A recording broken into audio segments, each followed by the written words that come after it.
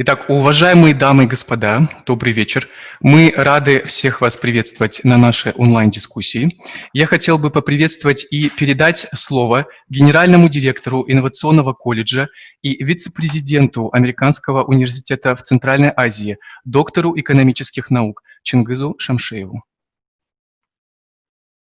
Hello, everybody, ladies and gentlemen, dear participants. I will speak in English first, and I will switch to Russian. So first of all, I would like to welcome Dr. Andreas Schleicher, author and head of very famous project for international student assessment, PISA program, head of Education Assessment Development Unit in OECD, Organization for Economic Cooperation and Development. Very famous, worldly known expert in education. Our second participant is Jonathan Becker, who is a Vice President for Academic Affairs of Bard College in New York. Jonathan Becker is famous expert in liberal education and in network education. He is serving as a member of the Board of Trustees of the American University of Central Asia, and also he is a chairman of the Board of Trustees of the Technical School of Innovation of the American University of Central Asia. We have a lot of participants today. 350 person have registered from Kyrgyzstan, Kazakhstan, Tajikistan, Uzbekistan, Russia, Germany, and USA. I suppose that there are other countries as well. The main part of our participants, we suppose, are Russian speaking, but also we have people who are mainly English speaking. So we will have our presentations in English, and Dmitry Zhukov will ensure translation. So the first speaker will be Andreas Schleicher. He will use a PowerPoint presentation. He will share his screen with all participants. It will last approximately 1 hour, including translation. Then we will pass the floor to Jonathan Becker for discussion of the presentation. It will last approximately 30 minutes, including translation into Russian. And then we will pass to a Q&A session, which will last approximately 45 minutes, including everything. And all participants are welcome to ask questions and comment. We have received a lot of questions, more than 100 from people who have been interested in today's event. Of course, it wouldn't be possible to answer all these questions. And after some reflection, we have decided to allow people to ask questions directly to speakers instead of answering the questions according to the list. So, Andreas, it's a great pleasure for us to have you with us.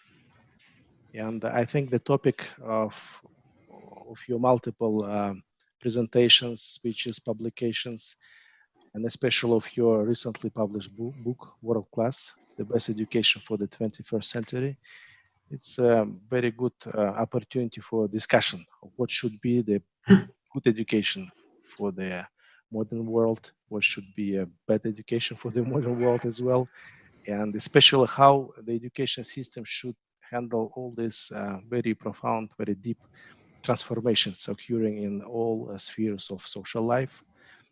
And these transformations which are driven by disruptive high technology innovations. And of course, every serious educational institutions all around the world has to treat this question. What should we teach? For what purpose?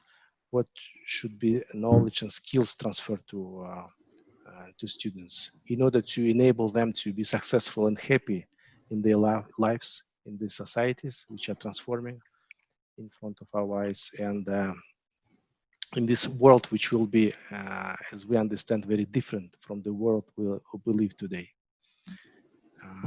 And many authors say that the liberal education, the education in line with tradition of liberal arts and sciences education, would be the best response to this. This is why I'm happy that Jonathan Becker accepted to join this discussion and to give his take on this from his perspective as a person who advocated for many years and who contributed for many years to develop the liberal arts and science education across the world. Дорогие участники, позвольте поприветствовать вас всех. Я очень рад, что у нас сегодня так много зарегистрированных участников. Больше 350 было заявлено для участия. Сейчас мы видим уже 143 участника конференции.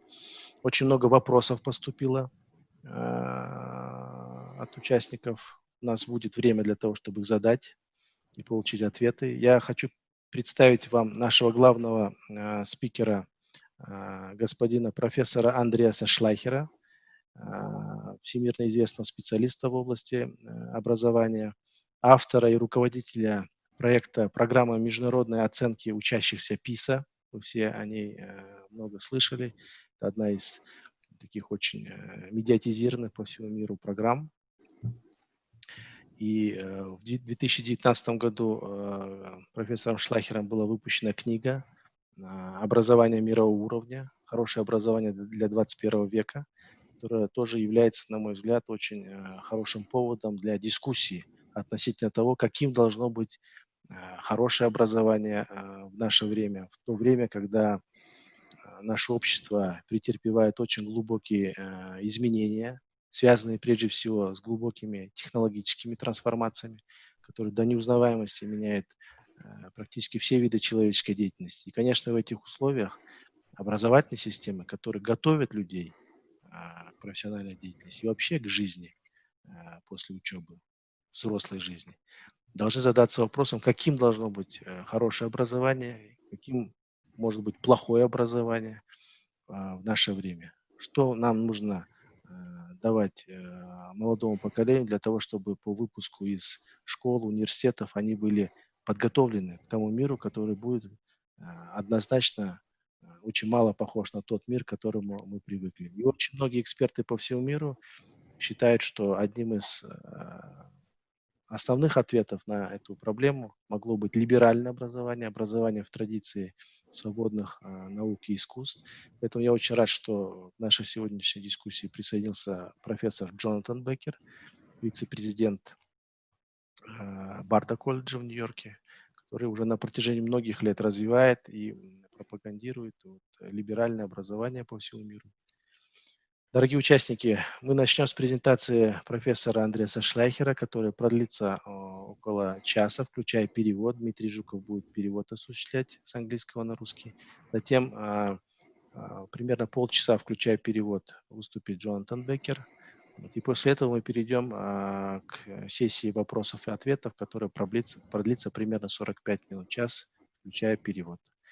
Теперь позвольте предоставить слово господину Андреасу Шляхеру.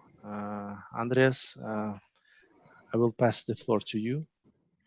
Thank you, and I need to get the permission to share my screen from some of your technician. Yeah, sure. At the moment, it says still the host has disabled the... Einen Moment bitte. Okay, thank you. Einen schönen Tag, Professor Schleicher.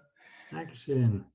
And first of all, let me thank you for inviting me. I think this is a very interesting discussion, and I'm sure I'm going to learn a lot. And I'm also pleased that I've seen over the last weeks actually a very active debate in Central Asia about the future of education. And you highlighted the importance of liberal arts education, but I believe in that in the future, many of the distinctions that we have gone so comfortable with are no longer relevant.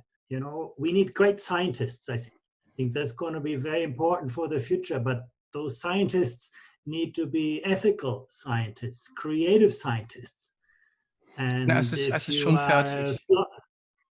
Okay.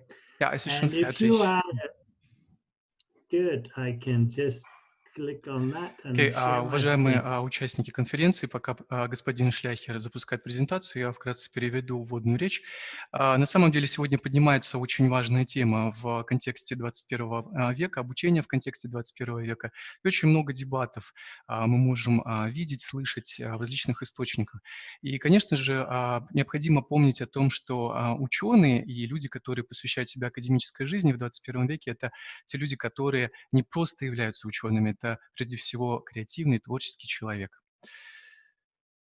I said, you know, you want a scientist who is also an ethical, a creative scientist, and at the same time, you know, a philosopher will only be a good philosopher these days if he can or she can also think like a scientist. So I think those worlds are beginning to integrate.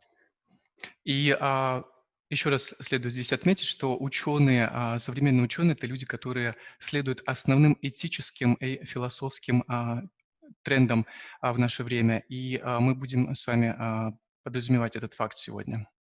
And sometimes we see that even very basic concepts are changing. If you think about the impact of the current crisis, you know, you have 1.5 billion students around the world who are suddenly excluded from their schools and who discover that technology in education must become a reality. И говоря о последствиях кризиса, который переживает сегодня весь мир, мы должны отметить, что 1,5 миллиарда студентов на сегодняшний день вынуждены заниматься в дистанционном формате.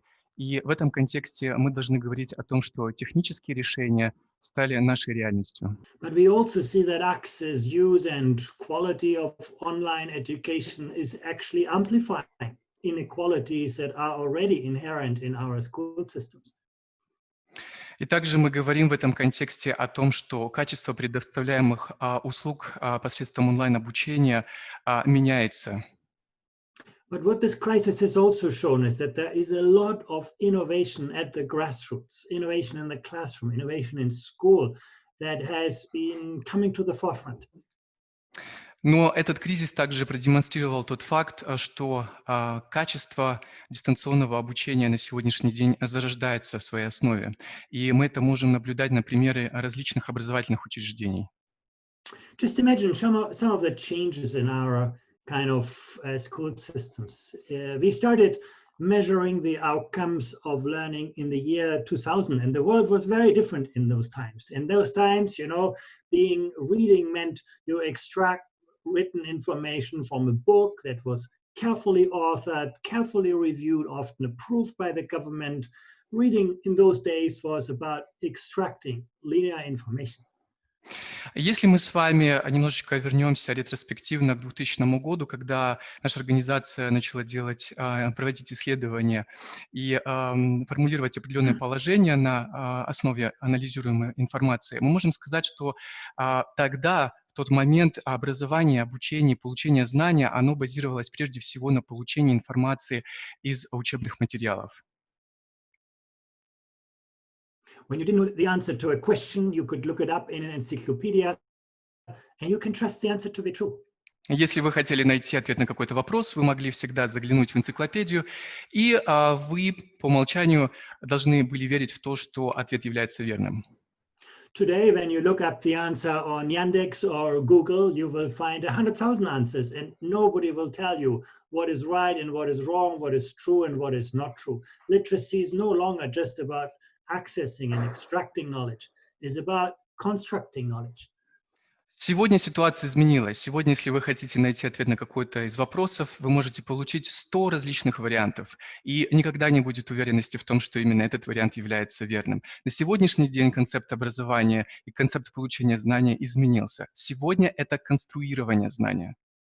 And these changes started to become a reality in the early 2000s. You know, when we did our first assessment of 21st century literacy skills in the year 2006, that was the year before the iPhone was invented. Now, Twitter was still a sound. Many of the technologies we take for granted did not exist in those days.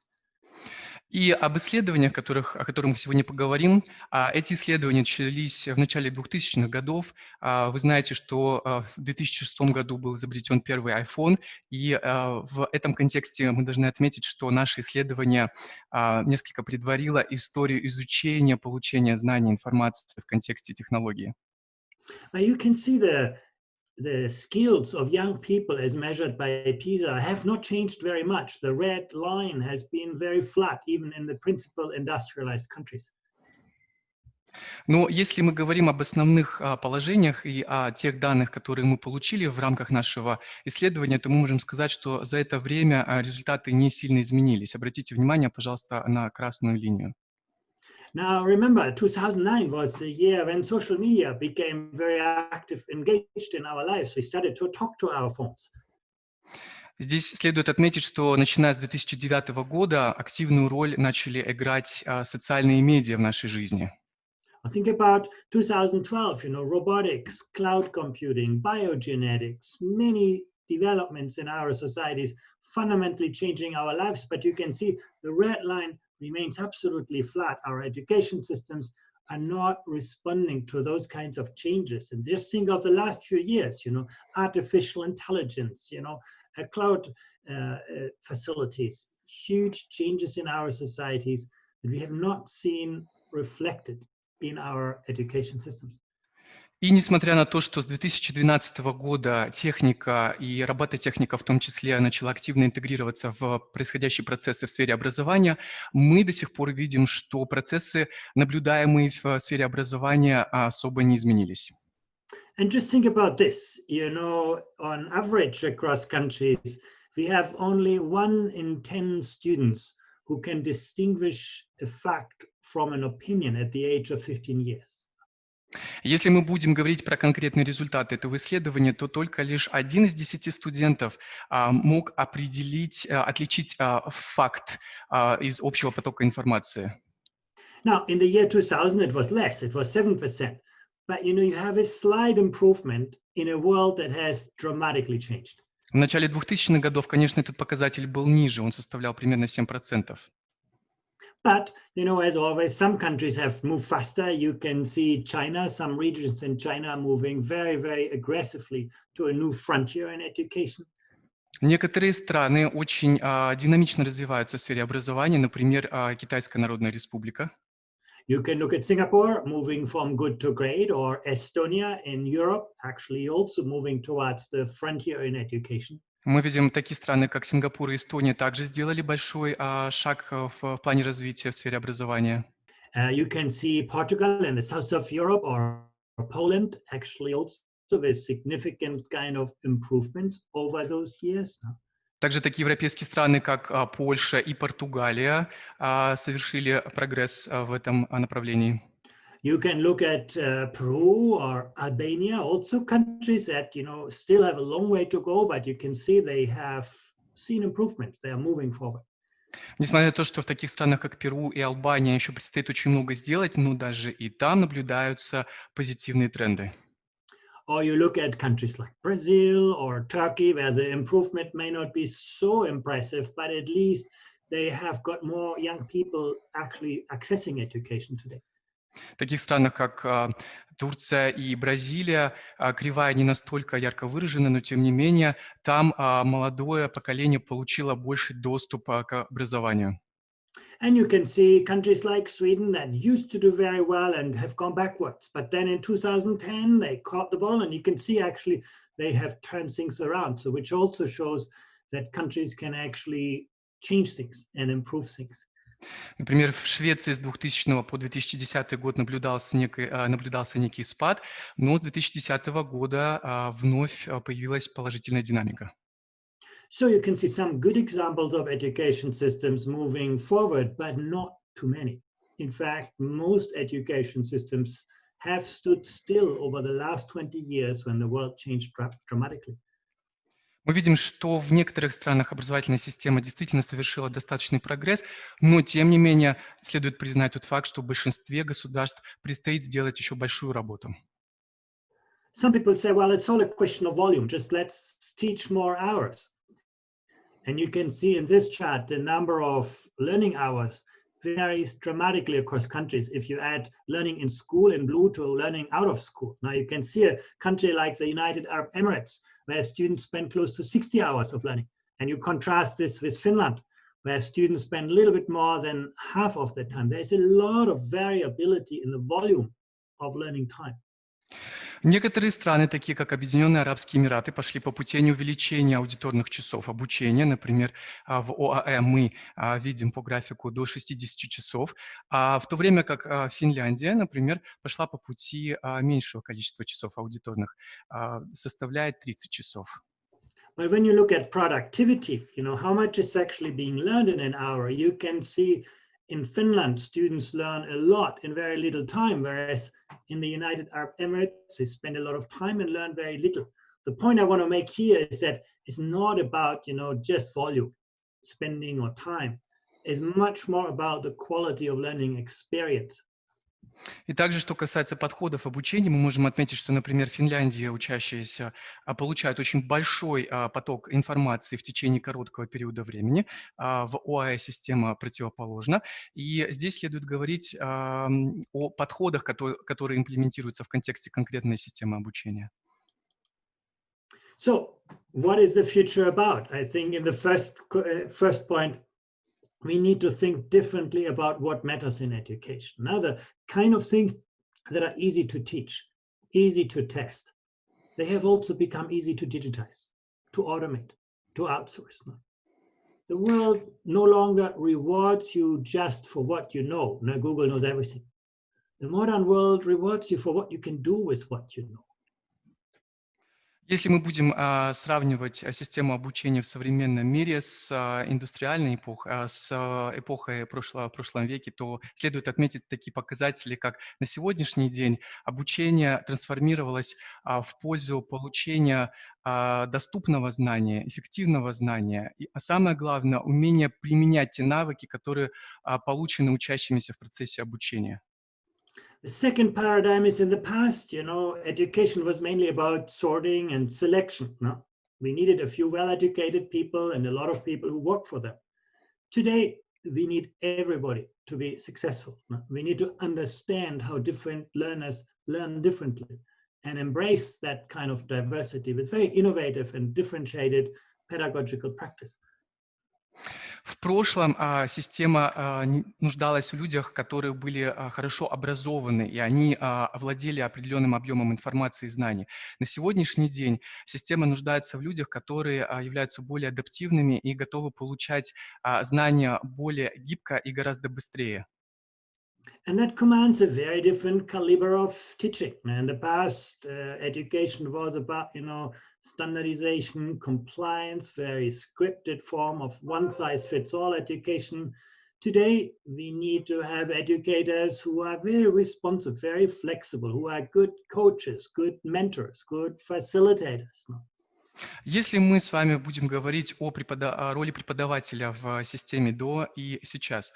В системе до роль преподавателя заключалась в том, что преподаватель давал знания в рамках стандартизированной системы и в рамках системы соответствий. На сегодняшний день роль преподавателя заключается в том, что он выступает в качестве тренера. И здесь необходимо отметить потребность в гибкости преподавателя. And those people don't like to work in a factory. Now, most of our education systems are still designed very much in an industrial fashion. We need to advance to more professional forms of work organization. These are very deep transitions that are being required for the future. Произошла также трансформация в плане тех навыков, которые необходимы были студентам в прошлом. В прошлом, в рамках индустриальной эпохи, студентам необходимо было владеть техническими знаниями. На сегодняшний день мы говорим о профессиональном уровне развития и о постоянном обучении среди студентов. Let's think about this in a little bit more detail. I just showed you that, money and time is not a very good predictor for the quality of an education system. But when you look at the learning outcomes on the vertical axis of the chart and the horizontal axis, you can see that actually whether students have a growth mindset, is a very strong predictor of the performance of an education system. Now you can see the number one, Estonia, on the growth mindset question is also a very strong performer on PISA. Country like Indonesia, where students believe that success is about genes or talent, not about hard work and effort, students also don't achieve very well. This is just a correlation. We do not know the causal nature of that relationship. But what you can see is actually that the mindset that we create among young people is very strongly predictive for their success in an education system. Если мы посмотрим внимательно на данный график, то мы увидим, что не всегда деньги и время оказывают положительное воздействие на положительную динамику развития системы обучения. С другой стороны, мы можем увидеть пример стран, которые достигли очень хорошей динамики. Это, например, Эстония. Это государство, в котором студенты большую роль придают самостоятельности и обучению. И, например, в Польше, где мы видим проблемы, связанные не с распределением, а с отношением к обучению как такового. Здесь мы можем сказать, что степень ответственности среди студентов и взаимоотношения между студентами и преподавателями отличаются. And you can see, the Central Asian region, many young people also believe in a fixed mindset. They do not see that they own their success. Success is really something that is merited and created by what young people do. You can see countries like the Russian Federation or Ukraine a little bit better, and other countries more on the left side, but none of the Central Asian countries comes out very strongly on that growth mindset aspect. И здесь мы можем привести в качестве примера студентов из Центральноазиатского региона. И следует отметить, что студенты в нашем регионе привыкли считать, что успех, он скорее является врожденным качеством, нежели приобретенным. Да? И здесь мы опять делаем некую референцию к предыдущему примеру, который был приведен в контексте Сингапура. And you can see, for example, the growth mindset that students have is also a very important predictor of whether young people are willing to master difficult tasks.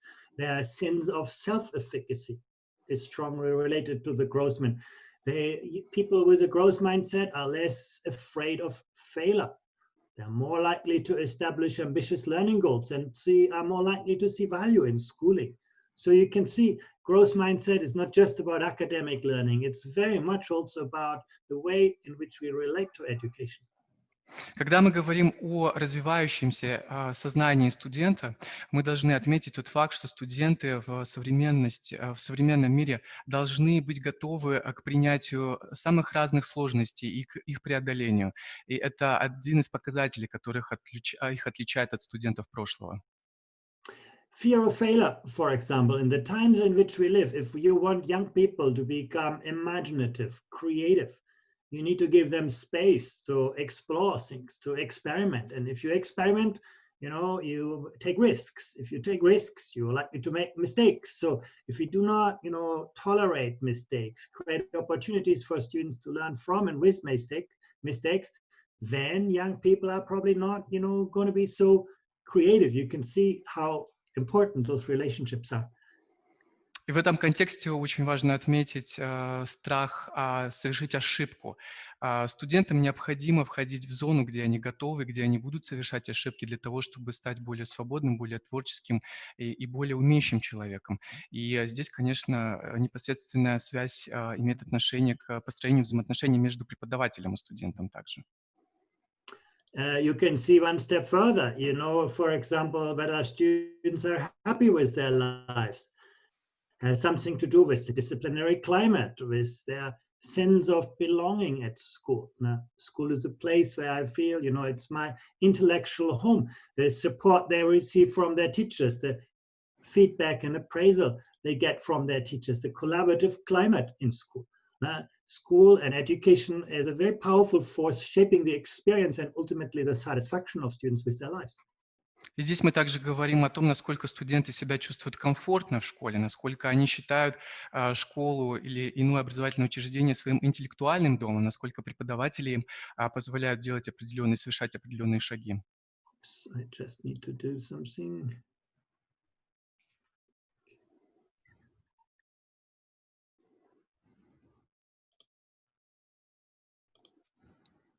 don't know why it's just gone. I think we should be back by now. Yeah.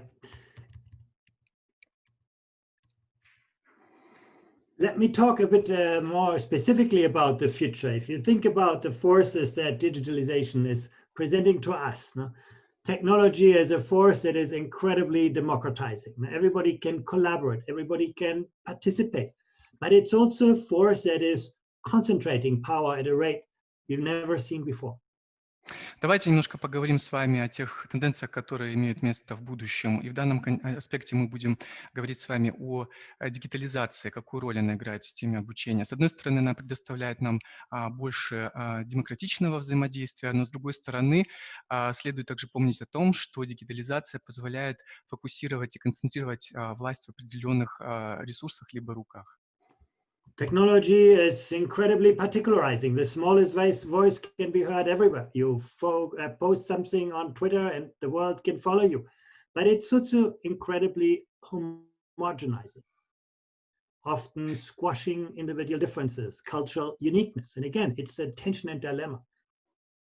С одной стороны, дигитализация позволяет каждому человеку быть услышанным, выступить и заявить о своем «я», но с другой стороны, здесь есть определенная дилемма, так как дигитализация несет с собой определенные проблемы. Technology force that is incredibly empowering. You know, the most successful companies these days don't start with a big industry. They start with a big idea. And they often have the product before they have their money. It's a very, very different kind of time in which we live, in which ideas can shape and change the world. And at the same time, technology can be very disempowering when we become the slaves of computer algorithms who tell us, you know, what to do, whether to turn left and right, what to think, and so on. Дигитализация предоставляет нам большую свободу в плане создания, разработки продукта, не имея определенных финансовых средств, к примеру. Но в то же самое время дигитализация также накладывает определенные ограничения, так как именно система очень часто говорит, что и как нам делать. Some people have called this a race between education and technology. If you think before the first industrial revolution, you know, neither technology nor education made a big difference for the lives of most people. But then the first industrial revolution changed everything. It moved technology ahead of people and created huge amount of social pain for those who were not prepared. Если мы с вами вернемся к времени, до индустриальному времени, то, конечно, мы понимаем, что технология совершенно не играла роли в этой сфере. А после индустриальной революции происходят кардинальные изменения, и некоторые из этих изменений приводят к тому, что называется социальной болью для тех людей, которые оказались совершенно не готовы к технологическим изменениям. But there was a time when we responded with universal public schooling, making people compliant with the ideas and norms of the industrial society. Much of our educational culture today is very much shaped by that industrial experience. Послеиндустриальная эпоха привела к появлению и созданию общественных школ, государственных школ, что, конечно, имело очень большое влияние на общем уровне благосостояния в социуме. И, в принципе, на сегодняшний день наша система, она до сих пор еще во многом основана на этой системе. And now we face a digital revolution, you know, that puts everything into question again, that again, you know, moves technology ahead of people. You know? Artificial intelligence pushing us to think much harder about what makes us human. The kind of things that are easy to teach have become easy to test. Our education systems have become very good at educating second-class robots, people who are very good at repeating what we tell them. Now we need to think harder what will make us first-class humans. И затем происходит дигитальная революция, электронная революция, и здесь опять люди оказываются в контексте неполной готовности, и, в принципе, наша система обучила нас и сделала из нас таких второклассных роботов, которые могут что-то заучить и могут хорошо повторить, но на сегодняшний день стоит цель и задача в том, чтобы генерировать знания. We can see this exponentially expanding knowledge around us, and it has many, many facets. And all of those facets come together with people. I want to make a very important point here that that education is not mainly a transactional phenomenon. education is mainly a relational phenomenon. We can see that every day. You know, one of the reasons why we have such great difficulties in this moment of crisis with all the technology around us, you know, learning doesn't often take place because learning always takes place in interaction. The teacher who you remember from your primary school is probably not the teacher who teaches a very specific subject, but the one who understood you as a person, who understood what your dreams are, who was able to support you in reaching those dreams. And so I think that's a very, very important point for the future of education, the relational component of education. Сфера образования, она включает в себя прежде всего сферу взаимоотношения. То есть нам не следует рассматривать получение знаний, обмен знания как некую транзакцию, а она базируется в основе своей на взаимоотношениях. И, скорее всего, вы запомнили того учителя из младшей школы, с которым у вас была достаточно сильная психоэмоциональная связь, который вкладывал в вас какие-то надежды, какие-то верования. Yeah, and then, you know, what we can do in school is just a very, very tiny box. And what we often do is try to squeeze all that reality, this little tiny box. But what happens, what arrives in the school are often only very shallow shadows of the rich features of our societies. Если мы говорим про школьное образование, то здесь мы можем провести с вами аналогию с таким небольшим ящиком, куда мы пытаемся уместить абсолютно все. Но на самом деле реальность гораздо больше, гораздо обширнее. Естественно, этот школьный ящик полученных знаний, он не отражает всю ее многогранность. You know, if you survey children at the age of 10 about their attitudes towards science, they all love science. You know, science is about discovering nature, understanding cause and effect. It's about experimenting, you know, many things that have to do with action, with activity. If you survey the same students at the age of 15, many of them hate science. It's become a very dry, abstract school subject with formulas and equations. It has lost the nature of science. Если вы, например, спросите об отношении 10-летнего школьника к науке, то, скорее всего, он выразит очень позитивный настрой, потому что для него наука – это открытие окружающего мира, это познание. И если мы сравним 15-летнего школьника, то здесь отношение к науке совершенно иное. Скорее всего, 15-летний школьник будет ненавидеть науку. And the same happens with many other school subjects. Now, basically, we have made education a mile wide, but just an inch deep. Now, education systems, we teach a lot of relatively shallow content, and we have often lost the depth of understanding, the ideas of the disciplines. И, в принципе, такое же отношение имеет место в других дисциплинах. Школьное образование, оно дает очень поверхностный контент и не уделяет внимания более глубинной философской составляющей предмета.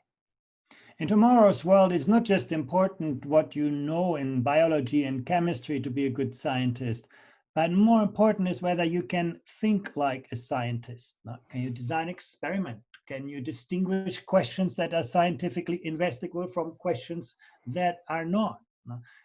These ways of thinking like a scientist is more important than simply the surface of the sciences, which will evolve very rapidly.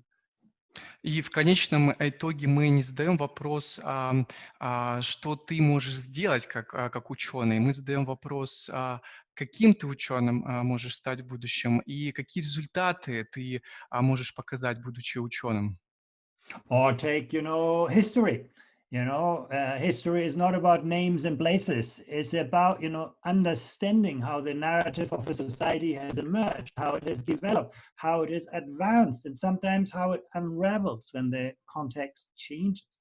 Thinking like an historian, more important than the surface of the facts and figures. Или, допустим, если мы говорим про историю, то здесь на первый план выходят не конкретные факты или даты, здесь на первый план выходит умение человека раскрыть дескриптивный дискурс развития общества, как оно развивалось, причинно-следственную связь. Or, you know, mathematics, you know, take an exponential function. We teach young people very early how to calculate an exponential function. It's actually very simple to do. But, you know, the concept, the idea of an exponential function, actually is very difficult to grasp. Now, we are born into linear spaces. Now, space is linear, time is linear. The idea of exponential growth is very difficult for us to grasp. If we were better in this, we would have dealt with the coronavirus in very different ways than we actually have. So again, it's about, can you think like a mathematician rather than just, understanding the tools and objects? Или если, например, мы говорим о математике и в качестве примера приводим экспоненциальные функции, то здесь речь идет о том, насколько человек умеет мыслить как математик и насколько он может применять конкретное знание, конкретный навык в контексте заданных реальных условиях. In the world of artificial intelligence, anything that you can explain to someone else, a computer will be able to do better than you. That's basically the nature of artificial intelligence. It's very powerful and extrapolating from what we know and applying that in a novel situation. So we have to think what will make humans different in tomorrow's world. Мы должны думать о том, что человек может мыслить и что человек может делать в контексте завтрашнего мира, потому что на сегодняшний день компьютер уже во многом превосходит умения, навыки, возможности человека, искусственный интеллект.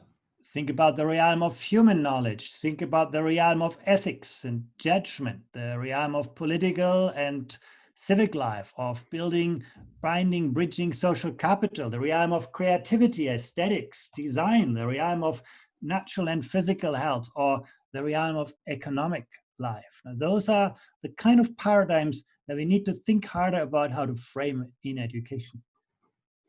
И на сегодняшний день концепт образования раскрывается во всем многообразии человеческого проявления в контексте социума, в контексте общества. Это и этика, это и философия, это и социополитические, социокультурные аспекты и так далее. We have at the OECD, thought about it quite systematically. Of course, knowledge will always remain important, but disciplinary knowledge at the surface is just one component. Equally important is whether you can think across the boundaries of the disciplines. Can you think like a mathematician and like a philosopher and like an historian all at the same time? Can you bridge those different worlds? The innovation is going to come from connecting the dots, but the next innovation is going to become visible. Разумеется, что предметное знание будет сохранить свое значение, свою важность, но на сегодняшний день для специалиста гораздо важным является умение выходить за рамки, за пределы и уметь соединять, находить межпредметную связь. Again, epistemic understanding. Do we understand the ideas, the foundations of the disciplines, and can construct the world around them rather than just be obsessed with the phenomena that are the kind of current expression of those disciplines? Can you think like a scientist, think like a philosopher? And we do much too little of this in school. Quite frankly, the hardest thing in education is to teach fewer things at greater depths. It's very easy to add something to the school curriculum. Every day somebody has a new idea. Today it's, environmental literacy, tomorrow is digital literacy, then comes financial literacy, and so on. It's very easy to add things to the education system. But actually, the future is much more about the foundations, building the kind of floor under people to understand the world. Говоря о будущем, следует отметить, что, несмотря на то, что эпистемологическое знание сохранится, но на первое место выйдет умение оперировать конкретными навыками, полученными в процессе обучения. На сегодняшний день и в будущем это станет фундаментом для любого профессионала, для любого специалиста. And again, knowledge is only the start. The modern world no longer rewards us just for what we know. It's about what we can do with what we know. That brings me to the skills dimension. And when you think about skills, the first thought always goes to cognitive skills, creativity, critical thinking. They're very important. I've already spoken about them. But at least as important in tomorrow's world will be what we call social and emotional skills. И это приводит к нас к аспекту социальных и эмоциональных навыков человека, да, то есть помимо когнитивных навыков, которые, конечно, имеют место быть и важны, мы будем говорить о психоэмоциональной составляющей. Now, we have recently at the OECD, we have tried to measure those social emotional skills, and we can see, for example, that the classroom climate in the school is very closely shaped by the social emotional skills of students. Being trustful, being sociable, having a high degree of optimism, achievement motivation, being willing to cooperate, being curious, having a high sense of self-efficacy. Now, those dimensions actually are not only individual attributes, they also shape the environment in which students learn and teachers teach. So social and emotional outcomes are very important ingredients of success in the modern life, distinguishes us from machines, but they're also very important predictors for the quality of learning environments. Говоря про социоэмоциональные навыки и умения студента, необходимо отметить, что они изучаются и имеют важное значение в контексте аудитории, в контексте класса. Здесь мы рассматриваем такие моменты, насколько студенты готовы выразить себя на личностном уровне, насколько они готовы взаимодействовать, насколько они готовы вступать в интро- и интерперсональные взаимоотношения друг с другом. И все эти моменты имеют некий описательный, дескриптивный дискурс касательно их личностного становления и развития. And this is where things get interesting. You know, when you look at how the brain actually develops, you can see that some of those social emotional skills that are very important in life are developed very early on. If you look, for example, emotional control, your capacity to navigate ambiguity, to actually manage yourself, to set aspirations, to be persistent, all of that. No?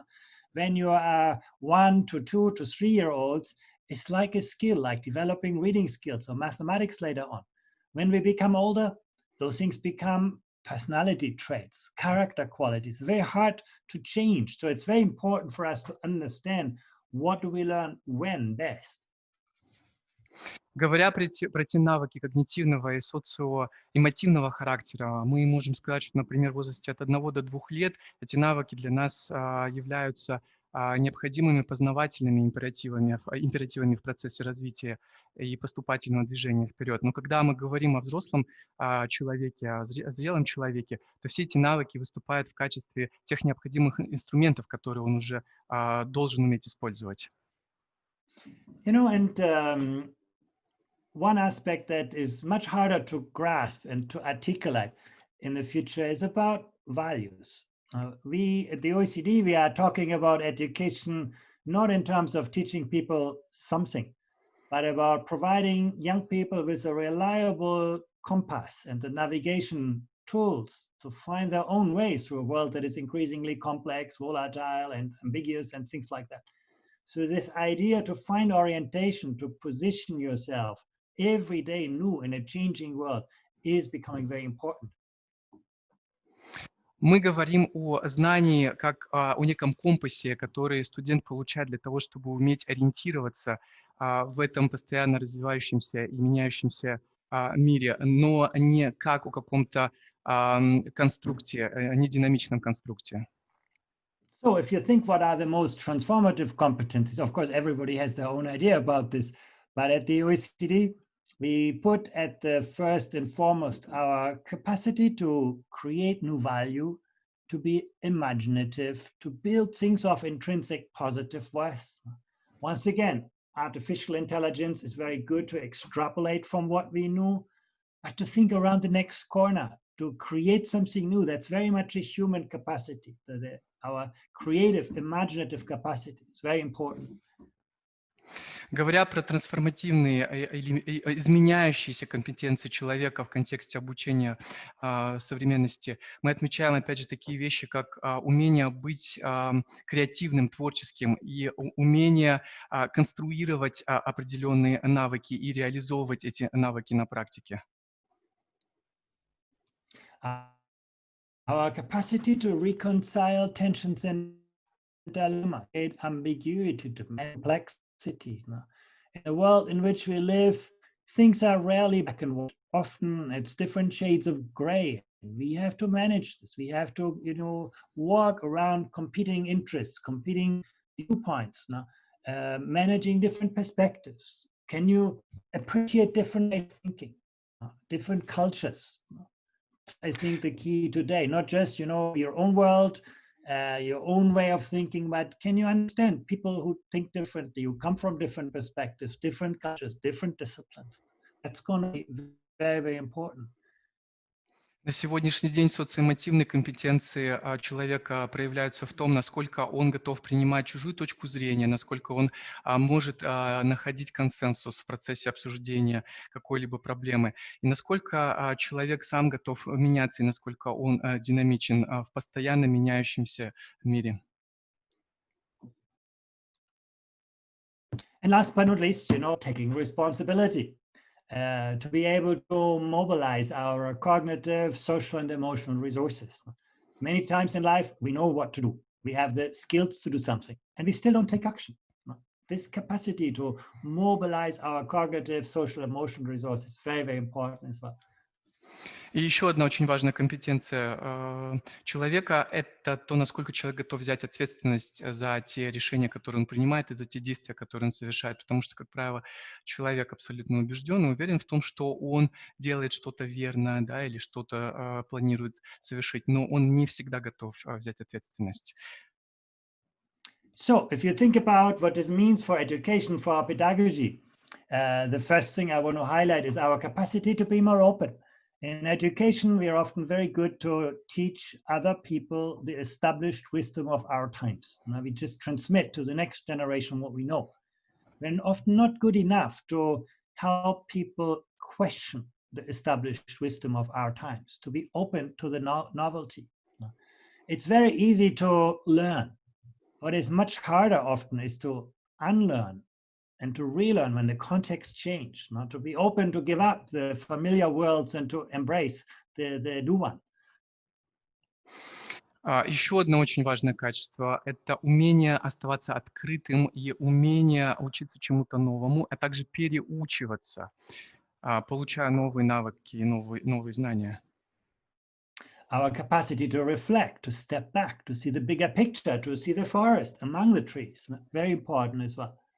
Также это имеет отношение к нашей способности рефлексировать, принимать информацию, делать определенные выводы, выстраивать причинно-следственную связь. So if you put it all together, it's about rigor, being demanding to young people, being challenging to their ways of thinking, not to make them comfortable in their world, but to challenge their ways of thinking. It's about focus, teaching fewer things at greater depths. Задача преподавателя заключается в том, чтобы он сохранял в себе желание и стремление к тому, чтобы поставить своих студентов в позицию познающего человека, ищущего ответы на различные вопросы, человека, задающего вопросы. It's about being true to the disciplines, but also to aim at interdisciplinary learning. Также мы здесь говорим о том, что необходимо придерживаться основным положениям дисциплины и учебной программе, но также необходимо принимать во внимание междисциплинарный фокус. And it's about learning that is thematic, that is problem-based, that is project-based, learning that is co-created. And remember, в основе обучения необходимо... Some things are caught, not taught. Yeah, Professor and Schleicher, remember, some things are caught, not taught. Nochmal bitte. Experience them. Die Konnexion ist schlecht. The connection is bad, Professor Schleicher. Can you please repeat the last utterance? Yeah, remember that some important things in life are caught. They are not taught. We experience them. We are not, just transmitting them intellectually. That's why it is so hard to do that often with technology. В системе обучения необходимо уделять внимание содействию, сообучению, то есть роль преподавателя как источника информации, который передает это знание студенту, она уже отошла. На сегодняшний день это все имеет отношение к коллаборации, к взаимодействию, к сотрудничеству со студентами. The last point I want to make is about equity and educational opportunity. I believe it's perhaps the most formidable educational challenge for the future in Central Asia. Many of the Central Asian countries have made a lot of progress in raising standards and raising the quality of education, but we still see very big social disparities. И сейчас поговорим о роли образования в контексте социально-экономического неравенства. Несмотря на то, что многие центральноазиатские государства сделали большой шаг в этом направлении, на сегодняшний день очень много до сих пор проблем и очень много предстоит сделать. Now, if you take, for example, a country like the Slovak Republic from the center of Europe, and you look at the most students with the most disadvantaged families and the students with the wealthiest families, you can see there's a world of difference between them. The disadvantaged students, come out as some of the lowest performers, and the students from wealthy families, they do extremely well in the Slovak Republic. So there's a huge inequality, social inequality in many education systems. В качестве примера на данном слайде рассматривается Словакия. Мы видим, что студенты из социально обеспеченных, экономически обеспеченных семей демонстрируют хорошие результаты в обучении, и наоборот, студенты из уязвимых слоев, они показывают достаточно низкие результаты. Yeah, but some people say that's inevitable, that's natural. Students from poor families don't have the parental support, the resources, the quality of schools. So they take this for granted. But, look at Portugal. The 10% most disadvantaged students in Portugal compare almost favorably with the average student in the Slovak Republic. Здесь для сравнения приводится статистика по Португалии. Мы видим, что 10% студентов, которые являются выходцами из незащищенных слоев населения, из необеспеченных семей, они коррелируют. What's the correlation, Professor Schleicher? Basically, what you can say is that the students from the 10% most disadvantaged families, when you have them in Portugal, they do as well as the average student in the Slovak Republic. То есть вот эти 10% студентов из Португалии, они коррелируют, в принципе, можно их сравнить со среднестатистическим студентом из Словакии. And if you look at the 10% most disadvantaged students in province of Shanghai in China, they do as well as the wealthiest students in the Slovak Republic. And if you look at this, you can see that poverty need not be destiny. I think our education systems, and particularly also those in Central Asia, could do much better to elevate the skills of students from disadvantage.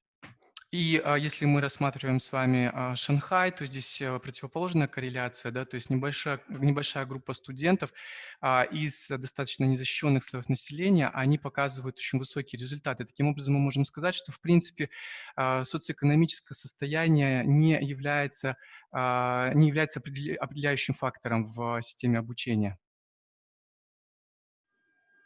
That was about social background. You can make the same point about geography. For example, this chart, and you can see the performance variation among students that lies between schools, so the quality differences among schools. And in gray, I've marked the performance of students within schools. And you can see the picture looks very different across countries. На данном слайде представлено сопоставление полученной информации касательно на основе регионального показателя. And again, I'd like you to repeat the last utterance because of that connection. Sorry, what I was saying, actually, you can see here, for example, that you take students in Finland, and there's almost no variability in school performance. Every school performs very well. The performance, the quality differences among schools are not very important. Wherever you send your child, you will get a good education. When you contrast this with Israel, on the other hand of the side, you can see the quality of schools varies enormously. Where you enroll your child is very predictive for success. Здесь мы рассматриваем пример двух государств, Финляндия и Израиль. В Финляндии, вне зависимости от того, в какое образовательное учреждение, в какую школу родители направляют ребенка, качество обучения, качество образования будет высоким. И в Израиле ситуация противоположная. То есть там качество обучения зависит непосредственно от того, в какое образовательное учреждение студент был определен. So again, it's not social background, it's not geography that is an inevitable impediment to high quality in education. We can overcome those kinds of obstacles, and some countries are actually quite good at this.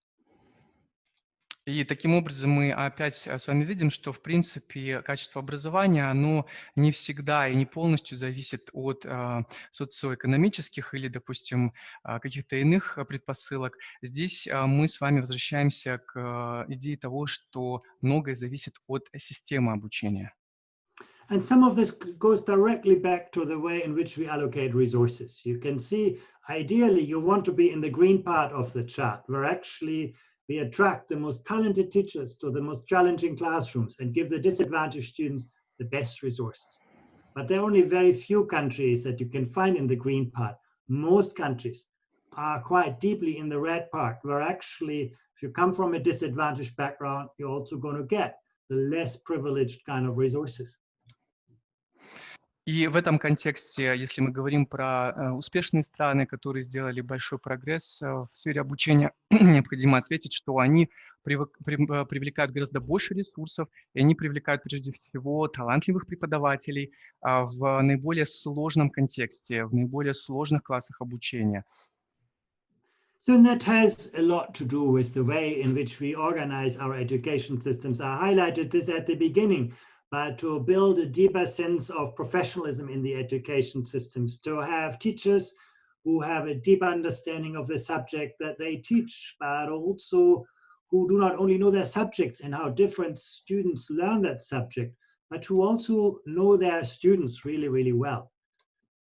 Говоря про роль преподавателей, необходимо отметить следующий момент. Преподаватели должны прежде всего, конечно, быть профессионалами, специалистами в своем предмете, но они также должны очень хорошо знать своих студентов. Teachers who have a high degree of professional autonomy, who are creative designers of their learning environments. Это независимые преподаватели, автономные преподаватели, которые являются по своей сути творческими дизайнерами своих учебных проектов. And teachers who are part of a larger profession, who do not just do a great job within the four walls of their classroom, but who actually are, very active agents within the profession. И также это те преподаватели, которые являются специалистами не только в контексте своего предмета, но это те преподаватели, которые являются активными практиками, которые обладают необходимыми знаниями, инструментами в межпредметной направленности. And you can actually see that it's still quite rare. On the one hand, teachers are good at sharing informally, their knowledge, their experience. But when you go to the deeper forms of professional collaboration, observing other teachers' classes, engaging in joint activities and team teaching, this is still quite rare.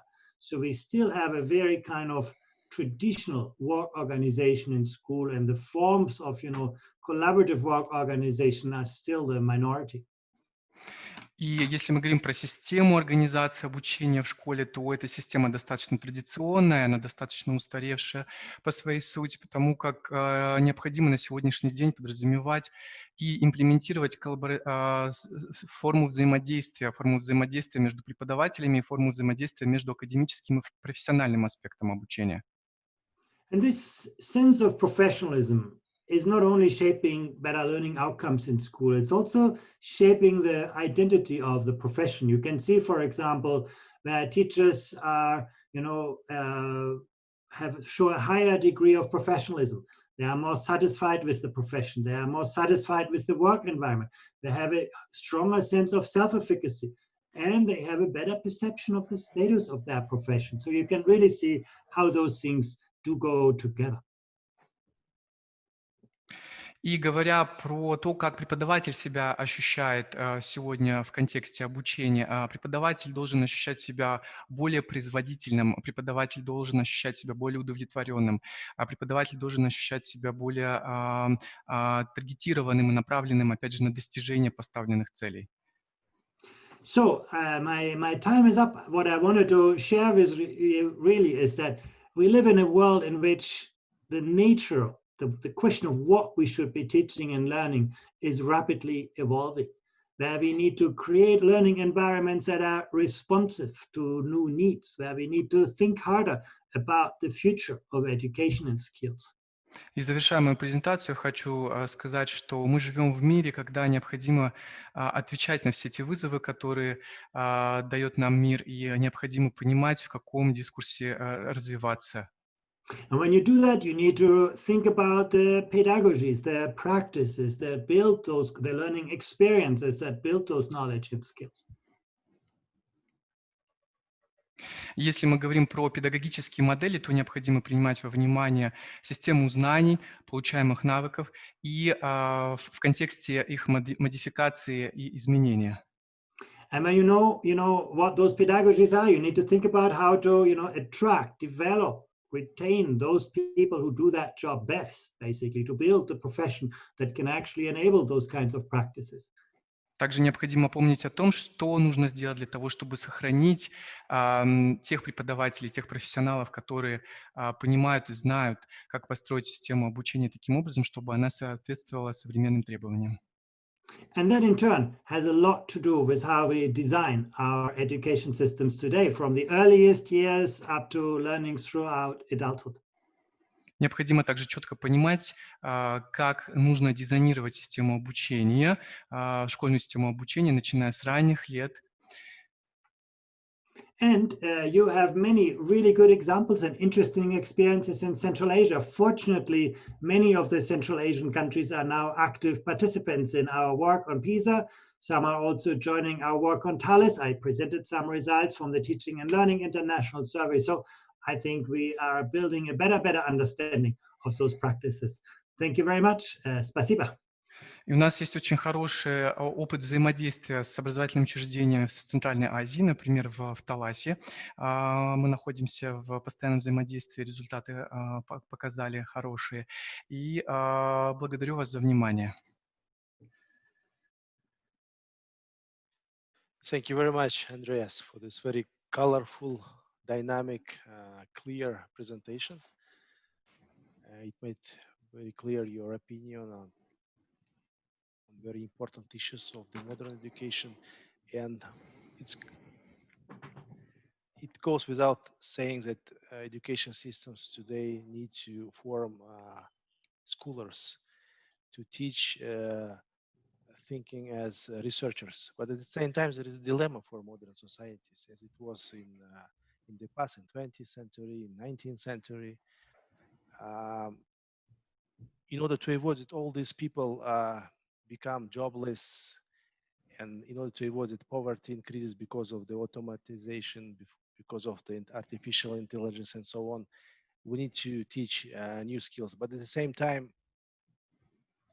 do our societies need people who would be so much intelligent, so much critical thinking that they maybe at some point would need to transform the societies completely, to change these societies? And this is a great dilemma. On one side, to prepare a performant workforce, which would do some things better than machines, but on the other hand, to avoid that these people question the social order, and maybe some revolutionary people will emerge. So it's a great dilemma. I think it's worth of discussion. Now I would like to pass the floor to Jonathan Becker, Vice President for Academic Affairs of Bard College and member of the Board of Trustees of the American University of Central Asia and Chairman of the Board of the Technical School of Innovation. Jonathan. Thank you very much, Chingiz. I really appreciate it. And I want to thank Professor Schleicher for such an interesting and substantive talk. I will tell him, if he's not reading the chat, that you have about 150 people asking to get a copy of your presentation. So I hope that that is possible. And I would like one too, by the way. So looking at the time and where we are, I think that a lot of people in the audience are going to want to speak and pose questions to Professor Schleicher, and there's a lot of questions specifically about Central Asia and what to do. So I'm going to keep my comments a little bit more brief. Спасибо большое, господин Шлайхер, за вашу интересную, очень информативную презентацию. Учитывая тот момент, что у нас остается не так много времени, и, скорее всего, у участников нашей сегодняшней дискуссии очень много вопросов, я постараюсь изложить свои положения достаточно кратко. So I want to begin with a very short story, which was a few years ago. I was asked to meet with a nameless leader of Kyrgyzstan to talk about liberal arts and sciences education. Я хотел бы начать мою презентацию с небольшой истории. Несколько лет назад меня пригласили принять участие в дискуссии с одним из лидеров Кыргызстана, чье имя мы не будем раскрывать. And I agreed to do so and went to meet the leader. Я согласился, и наша встреча имела место. It was in New York City. Это произошло в Нью-Йорке. And we were meant to meet at 4 p.m. И мы должны были встретиться в 4 часа вечера. The leader managed to see me at 10 p.m. Но в итоге мы встретились в 10 вечера. And when we finally spoke, sat down to speak, the first thing the leader said to me was, in Kyrgyzstan, we don't need any of this liberal arts and sciences stuff. What we need is technical education. И в процессе нашей дискуссии этот лидер сказал мне, что, знаете, в Кыргызстане нам не нужно либеральное обучение, нам нужно техническое обучение. And what I want to say in my 3 very brief points are, while I am a specialist in higher education, we do a lot of work, especially in the secondary level. И в тех 3 основных положениях, о которых я сегодня буду говорить, я хотел бы отметить, что несмотря на то, что я являюсь специалистом в сфере высшего образования, мы также работаем в сфере среднего образования. And I think the educational view that we espouse, which is witnessed at the School of Technical Innovation in Bishkek and at the American University of Central Asia, both reflect the values that Professor Schleicher is speaking of. Я полагаю, что наш философский концепт, наше отношение, наше понимание образования как такового, оно очень четко и ярко отражается в системе обучения Американского университета в Центральной Азии и в школе, в инновационном колледже.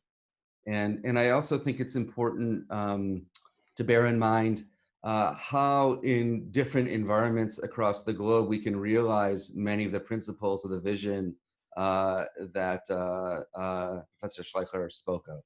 Я также хотел бы сегодня поговорить о том, как те принципы, которые озвучил господин Шляхер в его презентации, могут быть достигнуты в различных образовательных контекстах. So just one brief comment about background. So Bard College, in addition to being partners with many universities around the globe, we run 7 what are called high school early colleges in major cities in the United States. И немножко о Барт-колледже. На сегодняшний день Барт-колледж регулирует 7 колледжей в США. These are actually, they're called high school early colleges. So they are completing secondary education and beginning university. То есть они называются колледжами по подготовке к поступлению в высшее учебное заведение. То есть фактически там программа реализуется по завершению среднего образования. Right, thank you. So the 3 points I want to talk about, and they echo what was said before, but I just want to pull them out, are about teaching, curriculums, and access. Так, начнем с преподавания. 3 момента, на которые мы обратим внимание сейчас. Это преподавание, это учебная программа и доступ к обучению.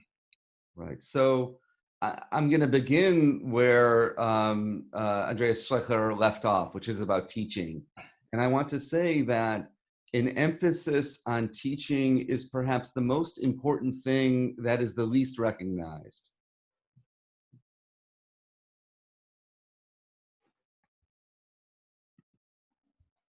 Okay.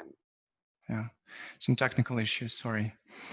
Okay. Could you please, Mr. Becker, could you repeat the last utterance? Sure. Teaching is the most important issue that is the least recognized. Я хотел бы начать мою презентацию с того момента, на котором остановился господин Шляхер. Преподавание является самым важным аспектом, но, несмотря на это, на сегодняшний день преподавание, как правило, на этот аспект не обращают внимания. And I want to talk about 2 things. First, to say that if our interest is in things that were spoken about previously, like a growth mindset, or how education is relational and not transactional, or a classroom climate, all of that is dependent, or much of that is dependent on a teacher who is willing to engage with students. И то, опять же, о чем говорил господин Шляхер, в контексте того, что обучение на сегодняшний день не реализуется в рамках транзактного подхода, а обучение строится на построении взаимоотношений между студентом и преподавателем.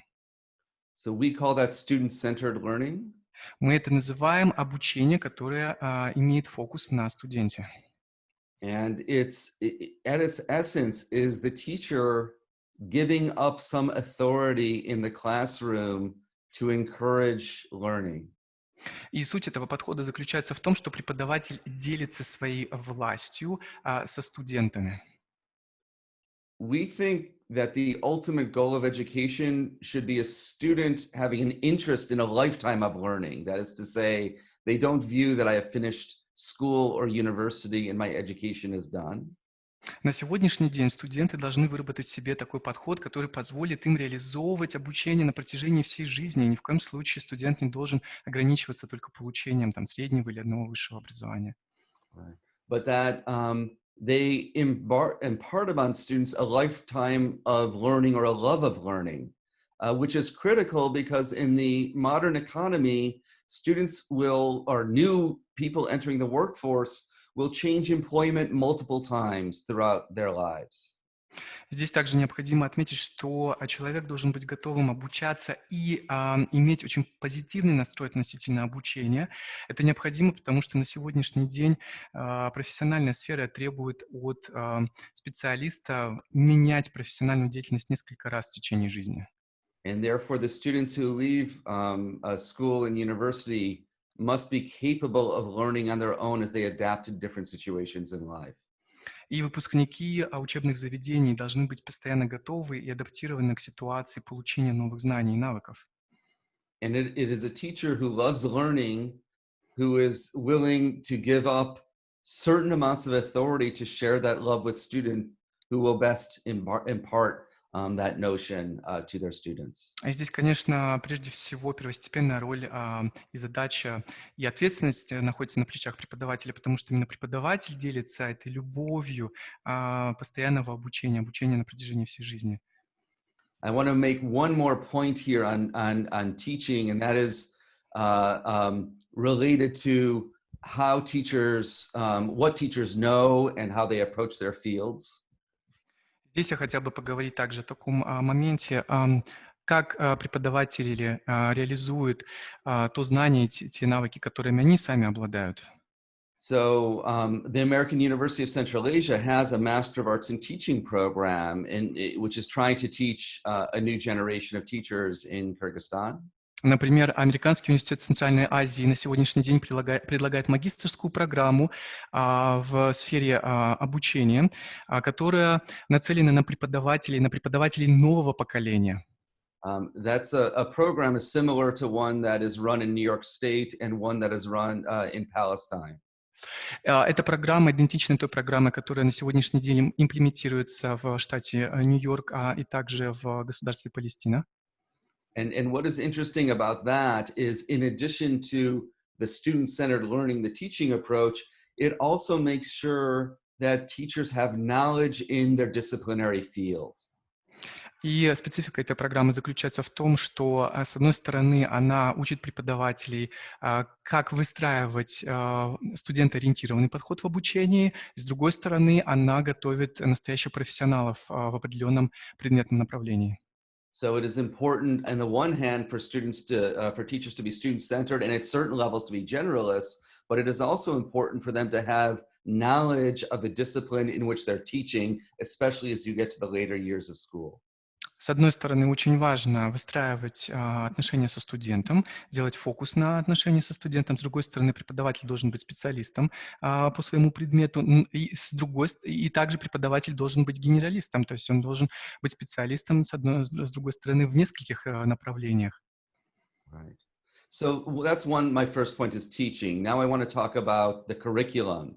And in terms of curriculums, I think again, to echo what was said, we need to search for a breadth and depth of knowledge and understanding. И это то, что касалось обучения. Сейчас я бы хотел... the second point, could you repeat, please? The second point, just the name. Ensure a breadth and depth of Okay. В этом моменте я хотел бы обратить внимание на глубинную составляющую и на все те аспекты, которые касаются получения знания и экстраполирования знания со стороны преподавателя студенту. То есть поговорим о специфике этого процесса. So I want to echo what we heard before about values, about ways of thinking, and how important that is as part of the curriculum. И тот модус мышления, тот модус восприятия, которым обладает преподаватель, он имеет свое непосредственное отражение в учебной программе. And I want to say that in addition to that, it is important that the big challenges of the world today, be it epidemiology, be it a public response to COVID-19, right? Be it global warming or climate change, be it other issues that we are facing in societies, that these will be addressed by people who are flexible thinkers and are not these narrow thinkers that was described to me by this Kyrgyz leader. В контексте изменяющегося сознания и восприятия и мыслительной деятельности современного человека, конечно, мы говорим о тех сложностях и о тех вызовах, которые предлагает нам современный мир. Будь то COVID-19, ситуация с пандемией, либо проблемы, связанные с глобальным потеплением. And I want to make two small points here. First of all, that in the liberal arts curriculum that we discussed, we are talking, at least in the way Chingiz and I speak of it, about a process of education, not just fields. So liberal arts might be narrowly understood as the humanities. We understand it as a process of education, which includes the natural sciences and mathematics. И если мы говорим про специфику либерального обучения, во всяком случае, то, как мы это очень часто обсуждаем с Чингизом Булотовичем, я хотел бы отметить, что либеральное обучение — это прежде всего процесс. Да, с одной стороны, это процесс, который имеет близость к гуманитарному знанию, но этим не ограничивается. Технические знания, технические навыки также сюда включены. And in fact, there's wonderful data produced by Nobel laureate Thomas Cech about the ways in which people who participate in a university level in liberal arts and sciences education succeed in spheres of sciences and technology as well or better than those who pursue much more narrow educations.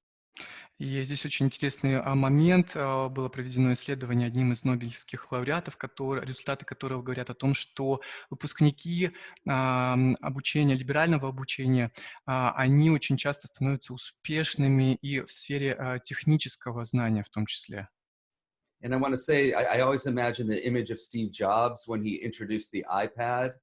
Steve Jobs, who studied just 1 year of college and he studied calligraphy, was one of his classes, where he held up the iPad and he described it as being at the intersection of Liberal Arts Street and Technology Street. И здесь мне приходит пример Стива Джобса, который закончил всего лишь 1 год обучения, и его специфика, его фокусом обучения была каллиграфия, и при этом это тот человек, который создал iPad, который может очень четко отображать графическую и иную информацию. And just my last point in terms of breadth and depth of knowledge, which is that I think that too often, and that includes in some programs that I'm associated with, we underestimate the importance of the arts within a curriculum. The arts remain integral to our society, to our understanding of who we are. Too often, the arts are reduced to conservatories or specialization, narrow specializations. And I think our understanding of what it is to be human, which rests at the base of many of these issues when we're addressing the big challenges of the world, should be acknowledged through the study of the arts. And I understand there's a balance in the curriculum, but I think the disappearance of the arts in favor of narrow technical things is not the wave of the future where we should be. И то, с чем мне очень часто приходится сталкиваться в процессе изучения учебных программ, я могу сказать, что, к сожалению, гуманитарные художественные знания на сегодняшний день, художественные знания преимущественно на сегодняшний день, им пренебрегают очень часто в процессе разработки академической программы, чего не должно быть, потому что именно художественное восприятие, оно помогает человеку становиться в гуманитарном плане и в личностном плане. And then my last point I want to speak about is access and inclusion. And just to echo this point, that it is critically important that issues of access and inclusion are addressed within educational systems. И последний момент, на который я хотел бы обратить внимание, это инклюзивность и доступ к обучению. И это тоже очень важные два аспекта, о которых мы должны помнить. And I think the response in access and inclusion sometimes is considered a dumbing down of education, which is to say, providing a weaker education. И очень часто инклюзивность и доступ к обучению во многих образовательных системах считается как, воспринимается как некая черная лошадка, которая несколько оказывает в некоторой степени негативное влияние на развитие образовательной системы. Our experience in early college high schools in the United States, in inner cities, dealing with populations who come from the most underrepresented of communities, is that a challenging curriculum with robust teaching can yield success in the classroom. И, например, если мы говорим про Соединенные Штаты Америки, то в данном случае на сегодняшний день педагогическая модель, она нацелена, она построена таким образом, что студенты получают очень хорошие результаты. So the top two schools in New York State, two high schools, that's 1,100 high schools, and the top two performing for the completion of college. These are high school students who go on to complete college, coming from the lowest economic quintile. The top two performing schools are the early colleges, which we oversee in New York City, which is to say that people from the lowest economic strata who finish this high school, then go on to complete a college degree, are from these two schools. And that is based on a challenging curriculum in which we have a student-centered focus. И среди примерно 1100 школ, о которых мы можем вести речь, есть определенная выборка по студентам из социально незащищенных слоев населения. Да, и эти дети в результате правильного построения академической системы, модели обучения, они показывают очень хорошие, высокие результаты. Yes, that's in particularly the results. I'm sorry, because I'm listening to the Russian. Particularly in terms of the ones who leave high school and complete university. Особенно среди тех, кто завершает школу, среднее образовательное учреждение и поступает в высшее учебное заведение. And the answer there is a rigorous, challenging curriculum with good teaching. И в данном случае ответом является, или, скажем так, ключом успеха в этом направлении является именно правильная и корректно составленная образовательная модель. And I just want to say one last thing about technology, just as a footnote to the discussion, because it's so important today. So I want to say one thing about technology. И немного мы с вами поговорим о технологии, о роли технологии. I think that the same principles which make a good teacher face-to-face can make a good teacher in an online environment. Я думаю, что абсолютно те же принципы, которые делают преподавателя очного обучения хорошим специалистом, они также делают преподавателя хорошим специалистом онлайн-обучения.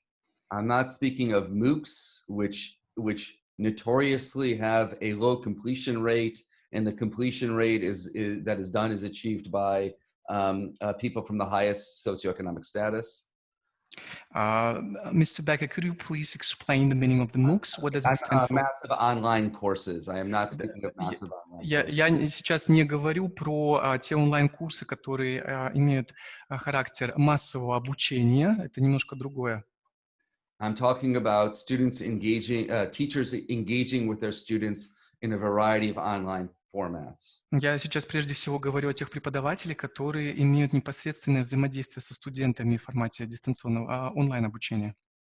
And I think one other thing that we need to think about, which is how we can take learning I know this is slightly controversial, but how we could take learning, if we are in a COVID situation, how we could enhance offline learning to accompany online learning. And what I mean by that is how not to have people staring at Zoom all day, because in part, not everyone can have access to Zoom, but how to create creative learning environments in people's own communities, which can allow them to learn while not staring at a screen all day. Сейчас я хотел бы сфокусировать внимание на том, как сделать так, чтобы онлайн-обучение было более интерактивным, более ангажированным для студентов, так, чтобы им не пришлось на протяжении всего курса или дня обучения просто смотреть на экран Zoom и, в принципе, бездействовать. So our goal is to get rid of Zoom fatigue, what we call Zoom fatigue. Мы попытаемся с вами избавиться от этой тотальной зумфификации. So I'm going to wrap up now. These are small points compared to the big images that were discussed by Andreas Schleicher. I think that I'm trying to tie them into some of the things that are going on in Kyrgyzstan and what we have here. And I look forward to a robust discussion. Thank you. Да, мы попытались с вами сейчас объединить те вещи, те концепты, о которых говорил господин Шляхер, в контексте обучения в регионе Центральной Азии. И сейчас я ожидаю продолжения дискуссии. Спасибо.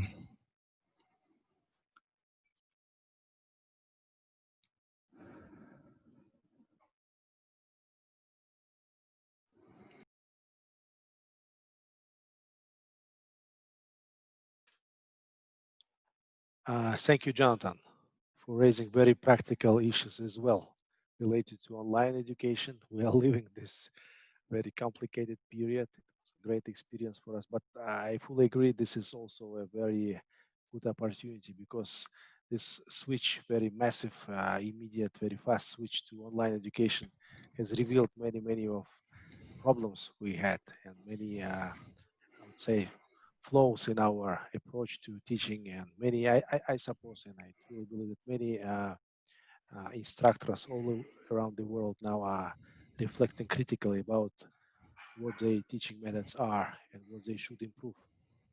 Because while in the classroom, it could have been passed smoothly, but during online teaching, it was very clear that many of methods couldn't work if it's not more interactive, more active, more centered on students.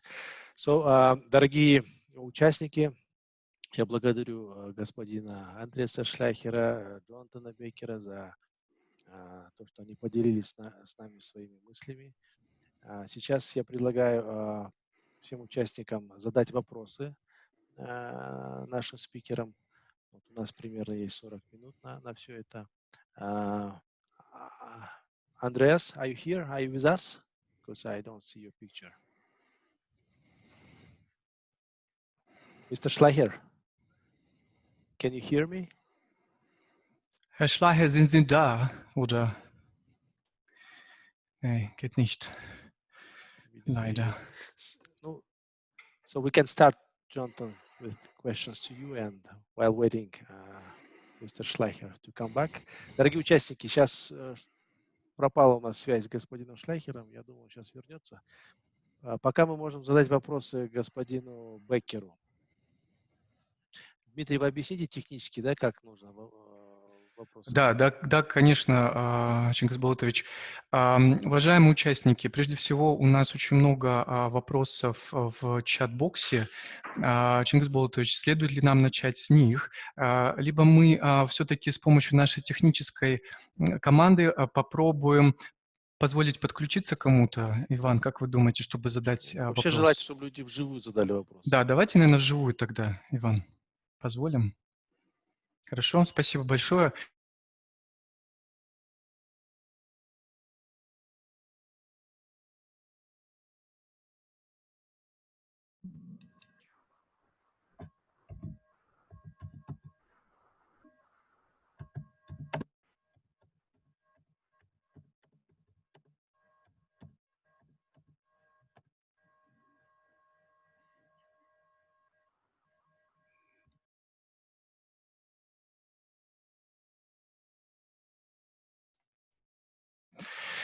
Да, но при этом, уважаемые участники и участницы, очень важно соблюдать некий регламент в плане задавания вопросов. Да, давайте постараемся сделать с вами это максимально организованно, по одному, чтобы у нас не получился хаос в рамках Zoom. Спасибо большое за понимание. Maybe we could start with questions in the chat. I see a bunch of questions. And, Yes, yes. Schleicher's back. That's good. I think people will be much more interested in hearing from him than me. So let's start with him. So there is a question from Sabit Bakiev from Nukus, Uzbekistan. I suppose this is a question for all speakers. What do you think about reducing subjects at schools in Central Asia? Lots of subjects are not effective at all.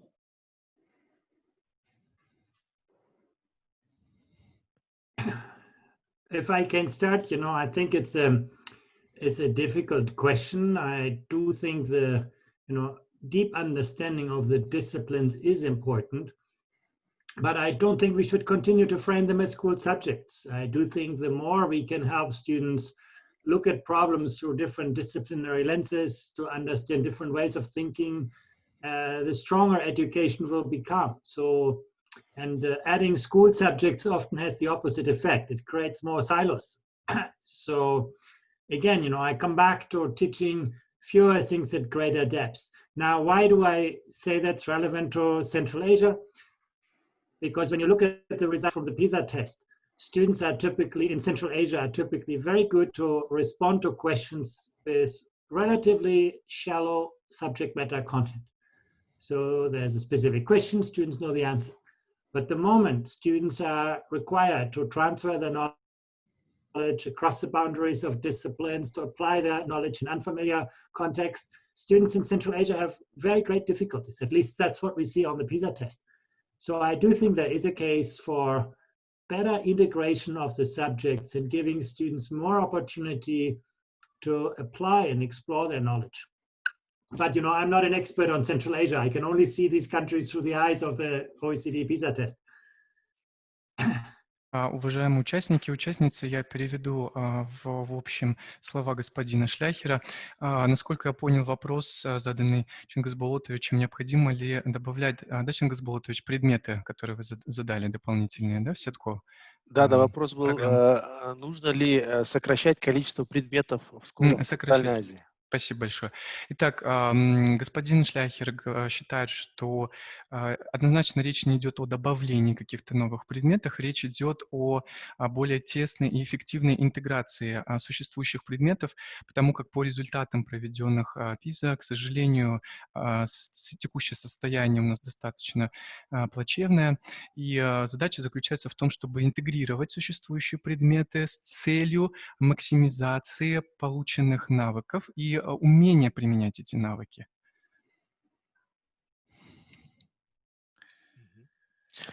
Теперь следующий вопрос может задать Ирода Шамсиева.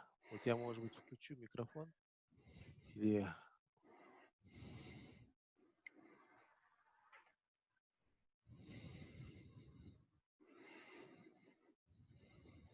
Можете включить, да, Ироду Шамсиеву, чтобы она могла вопрос задать? Она может задавать вопросы. Рода Шамсиева, пожалуйста, будьте добры. Здравствуйте, меня слышно, да? Да. Да, слышно вас. Добрый день, уважаемые участники. Спасибо большое за... Да, я Шамсиева Ирода Махмудовна из Узбекистана, доцент Ташкентского государственного университета востоковедения.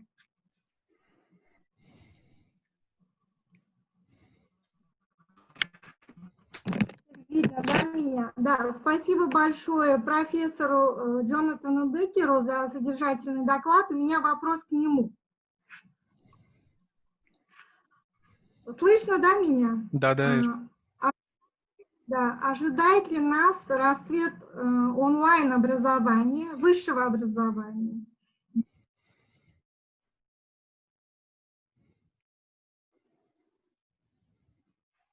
Дима, переведите. Yeah, the first part, Professor Becker. Да, что будет с традиционным образованием? Okay, so at least what I got. So, Professor Becker, do you believe that we should expect the further blooming of online education in the context of higher education? And if yes, so what should we expect from the traditional learning? Thank you. That's a great question. Thank you. I mean, I think the answer is undoubtedly yes, that there will be more online. To me, the question is, what does online education look like? Okay, so what I referred to before as the MOOC or the massive online education, that is something which I don't think actually is necessarily what is going to carry things forward. I think there's a number of amazingly interesting experiments which combine using online tools with more personalized education, which happens synchronously and asynchronously.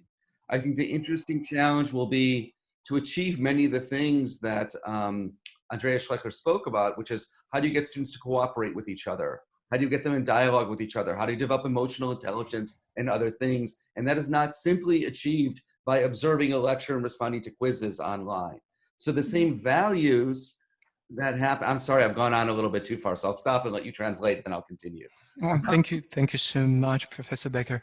Итак, отвечая на вопрос Ирода Шамсиева, да, конечно, однозначно дистанционное обучение получит дальнейшее развитие, но здесь следует задать вопрос, в каком формате онлайн-обучение будет иметь место. И, конечно же, помимо тех массовых онлайн-курсов, о которых мы все с вами прекрасно знаем, речь идет об интересных экспериментах, об интересном взаимодействии онлайн-обучения и интерактивных форм обучения, при которых студент не просто смотрит на монитор своего компьютера и отвечает на какие-то онлайн-вопросы, онлайн-задания, а он находится в живой и эффективной коммуникации со своим преподавателем. And I also think just one other thing, because other people have posed questions about access and online access. And of course, it is important to try to enhance online access. I know in rural Kyrgyzstan, there are people who have poor access. It's also important, two other things are important. Developing blended learning, which is a combination of online and in-person education, which is what the AUCA program does. Также здесь очень важно помнить в контексте доступа к дистанционному обучению во многих центральноазиатских странах, в том числе и в Кыргызстане. Это до сих пор достаточно большая проблема. Не у всех учащихся есть качественный, стабильный доступ к онлайн-обучению. Конечно, здесь мы подразумеваем о формах смешанного обучения, да, так называемый blended learning, когда у нас есть компоненты онлайн, дистанционного обучения и компоненты живого обучения. Это как раз этот аспект изучается в рамках программы, имплементируемой на территории Американского университета в Центральной Азии. And the last point is, if I may, it's also important to have asynchronous assignments, that is to be creative in assignments to engage, as I said before, engage students when they're not staring at a screen. And just an example, we run the largest degree granting prison education program in the US.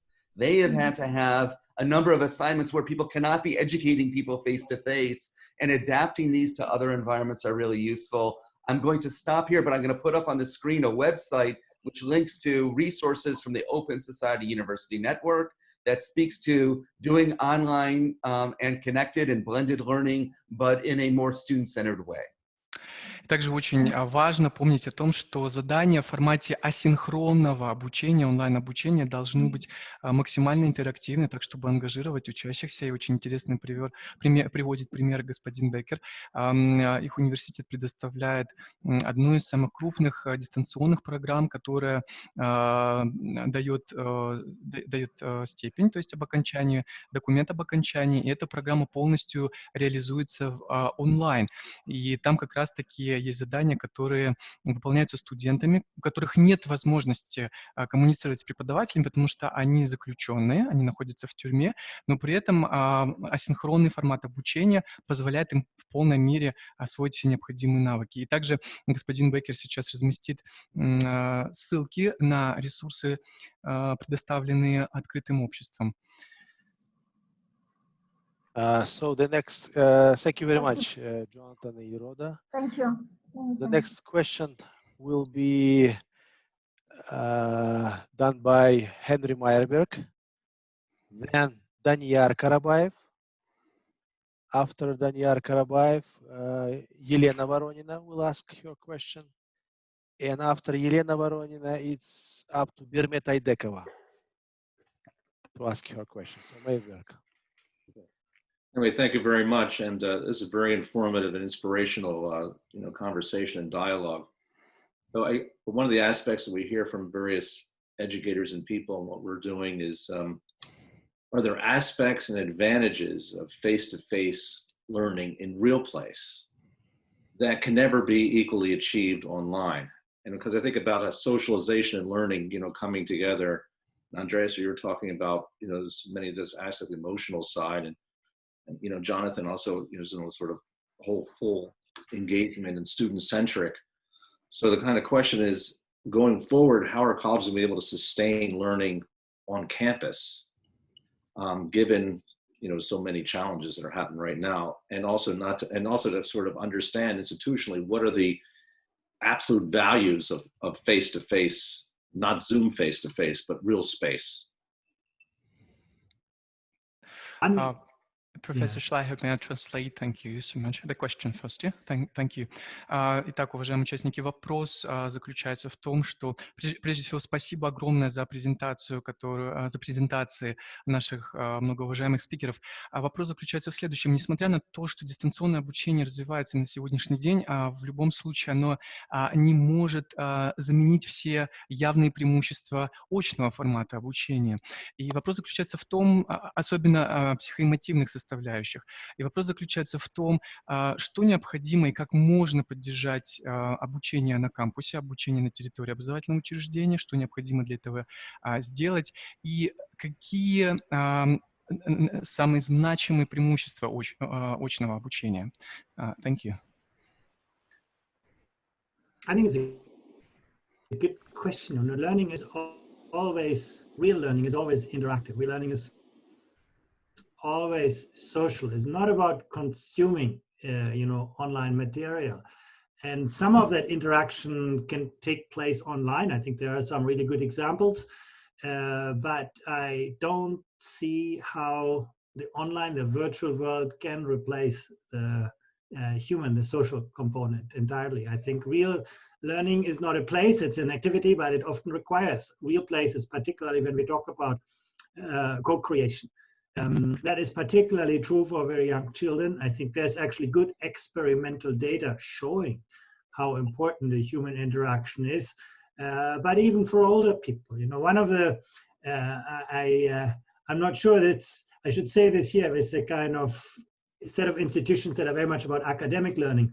But we have good data at the OECD that actually often vocational education is more productive than academic learning, where you learn with real people, work on real problems, work in real spaces, and that is something that is very, very hard to emulate in a digital world. So I'm very skeptical. I think, the technology can amplify and extend good learning experiences. I just don't think it can replace the human interaction.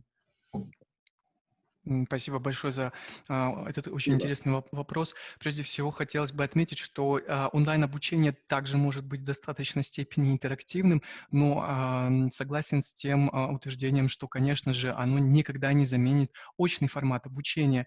И тому в подтверждение есть результаты данных, исследований, которые были проведены Организацией сотрудничества, экономического сотрудничества, которые говорят о том, что дети гораздо эффективнее, вообще не дети, а студенты гораздо эффективнее обучаются, когда они проходят курс обучения, дополнительных курсов, профессиональных курсов, там, где у них есть больше возможностей интеракции, взаимодействия.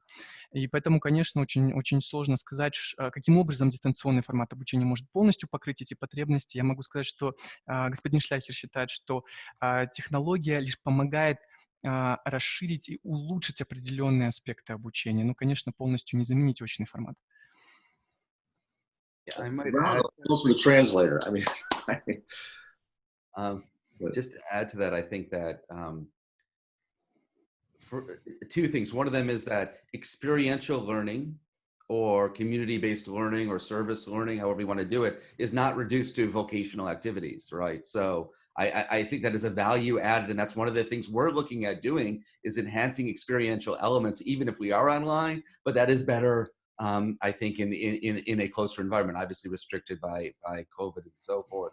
There are some things, though, teaching in the arts, laboratory sciences, right, which are far more difficult in an online environment than not, in addition to the many things that Professor Schleicher just mentioned. I think it's important that certain disciplines translate better than others. I think the capacity of teachers to respond individually to students and speak to the emotional intelligence factors that were discussed previously in the OECD reports, those are diminished as well. So it is figuring out this balance between the two. And I think, you know, again, you're dealing with this balance between access and quality and learning.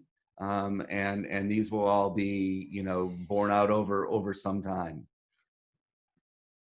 Хотелось бы прежде всего отметить, что формат обучения, который предоставляет студентам возможность получения практического знания, не ограничен только профессиональными курсами, профессиональной формой обучения. Конечно же, дистанционный формат обучения, онлайн-обучение включает в себя этот компонент, бесспорно, но абсолютно согласен с той позицией, что при онлайн-обучении всегда нам приходится находить некий компромисс между качеством и между доступностью к обучению. Okay, thank you. The next question is Danyar Karabayev. Danyar, do you hear me? You can switch on your micro, yes. Yes, good evening, dear Professor Schleicher and Jonathan Becker. My name is Danyar Karabayev from AUCA, Bishkek, Kyrgyzstan. And first of all, thank you very much for your wonderful and very insightful talks and recommendations. My question is following. So today, all educational systems around the world facing difficult challenges. And unfortunately, special Central Asian Council, we cannot catch up all those changes which is being caused by the COVID-19, especially online education, digitalization, and so on. However, the economic condition of all institutions not allow us to successfully cope with them. So my question, how Central Asian countries in this term can be more effective, at the same time creative without less spending money, and at the same time be on the trend with the educational demand? Вопрос Данияра. Данияр поблагодарил наших спикеров за их презентации, и его вопрос заключается в следующем. На сегодняшний день существует глобальная тенденция, весь мир справляется с теми сложностями, с которыми он столкнулся. И в этом контексте образовательные учреждения в Центральной Азии, они находятся в еще более сложной ситуации, так как социоэкономическая ситуация в наших странах достаточно неразвита. И как можно при меньшем вложении, финансовых затратах сохранить эти тренды, которые наблюдаются на сегодняшний день в сфере образования во всем мире? Yeah, I think the question of how we can improve productivity in education is very real. Particularly after this crisis, education won't have more money. It's likely to have, at least in the immediate future, less resources. So we have to think about how to do things differently.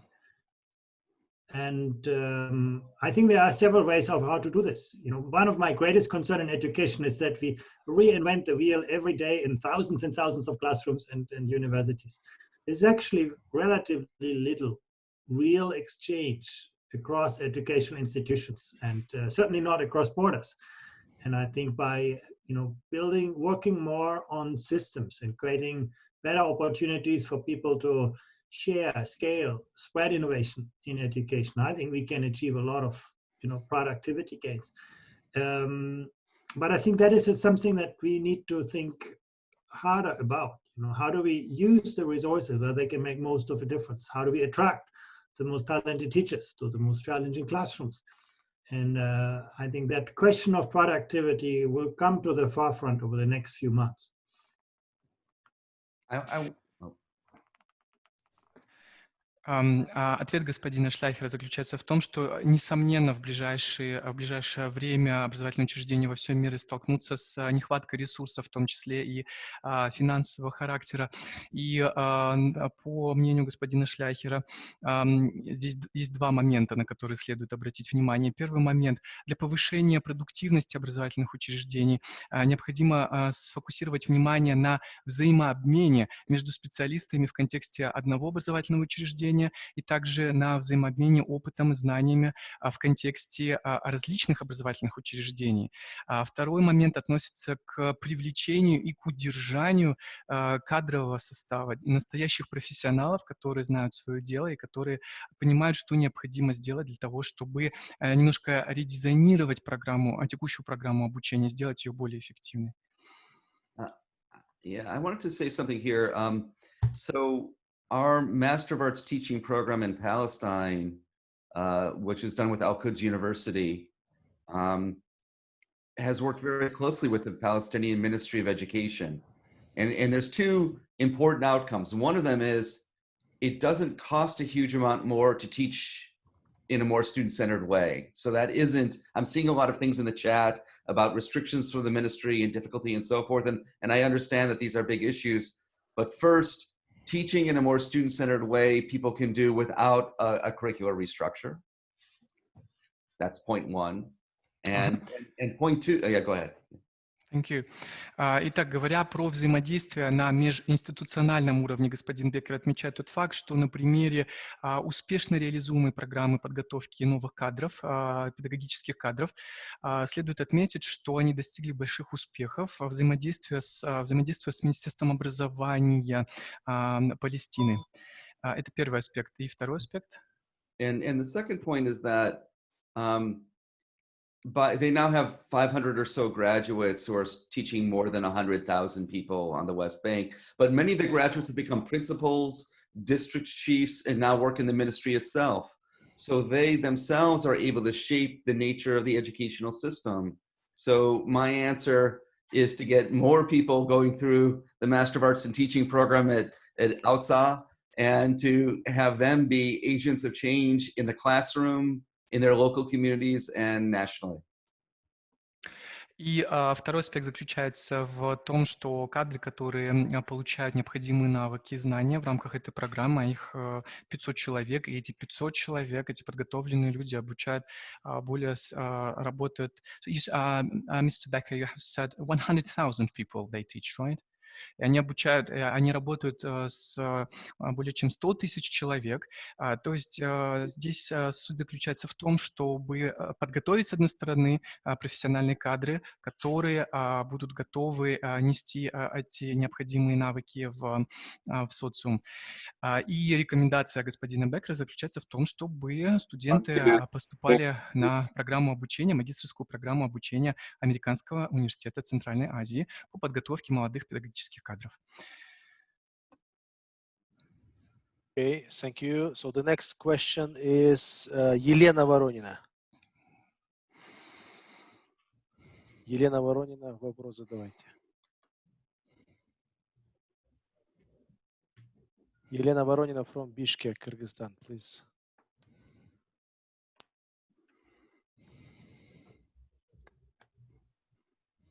Okay. Next question is Рябченко Александр. Александр Рябченко from Moscow.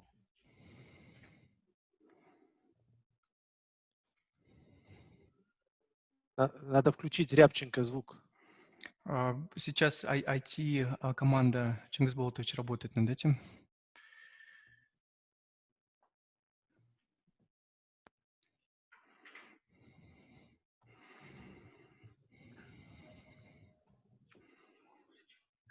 Александр Рябченко может говорить. Пожалуйста, нажмите на иконку микрофона, Александр.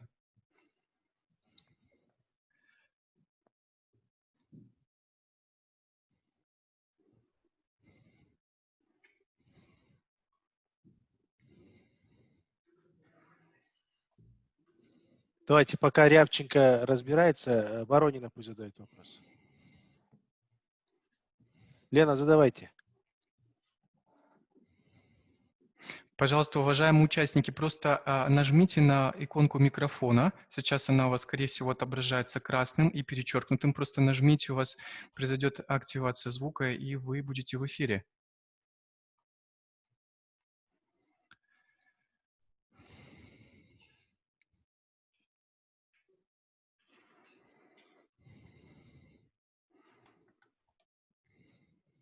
I see Елена Воронина is connecting. Раз. Окей, Рябченко. Добрый день, меня зовут Андрей Рябченко. Я учитель русского языка и литературы из Москвы. Спасибо большое за очень интересную информацию, которая сегодня прозвучала. Вопрос следующего плана. Господин Шлейхер, в 2021 году PISA пройдет и будет исследована в том числе креативность школьников. Каким именно образом будет исследована креативность, какие есть критерии креативности, и если есть возможность ответить, как ее развивать в школе, например. Спасибо. Спасибо, Андрей. Herr Schleicher, the question is as follows. In the year of 2021, the PISA organization is supposed to assess and evaluate creativity. So what are the main criteria of creativity? How can they be assessed? And how can creativity be developed in the frameworks of school and education? Thank you. Yeah, you know, creativity is a big word and a very large concept. We in PISA will only assess certain components of this, which we call creative thinking. We will not look at the kind of creativity that you find in 1 in a million person, you know, the big imaginative ideas, which are very, very important, but actually very hard to capture. But creative thinking is something that we can teach, that we know how to learn, that we can actually foster in very systematic ways. So what we will be looking at is the capacity of students to develop multiple answers to problems, that to assess the originality of their answers and to engage in divergent ways of thinking. Those kinds of capacities are ones that we can actually simulate, that we can assess, that we can build kind of sort of instruments, and that's what we will do in the next PISA round. But it's only a slice of what one could call creativity. So I think that's my caveat. Отвечая на вопрос Андрея, господин Шляхер говорит о том, что, разумеется, креативность в данном случае несколько отличается от общепринятого понимания. И мы не говорим о той креативности, которая, наверное, может отличаться человек творчески способный, гений, который рождается 1 на миллион. Мы говорим о конкретных умениях учащихся отвечать на вызовы, отвечать на вопросы в достаточно необычном, оригинальном стиле. И это также возможность учащихся задавать эти вопросы в том числе.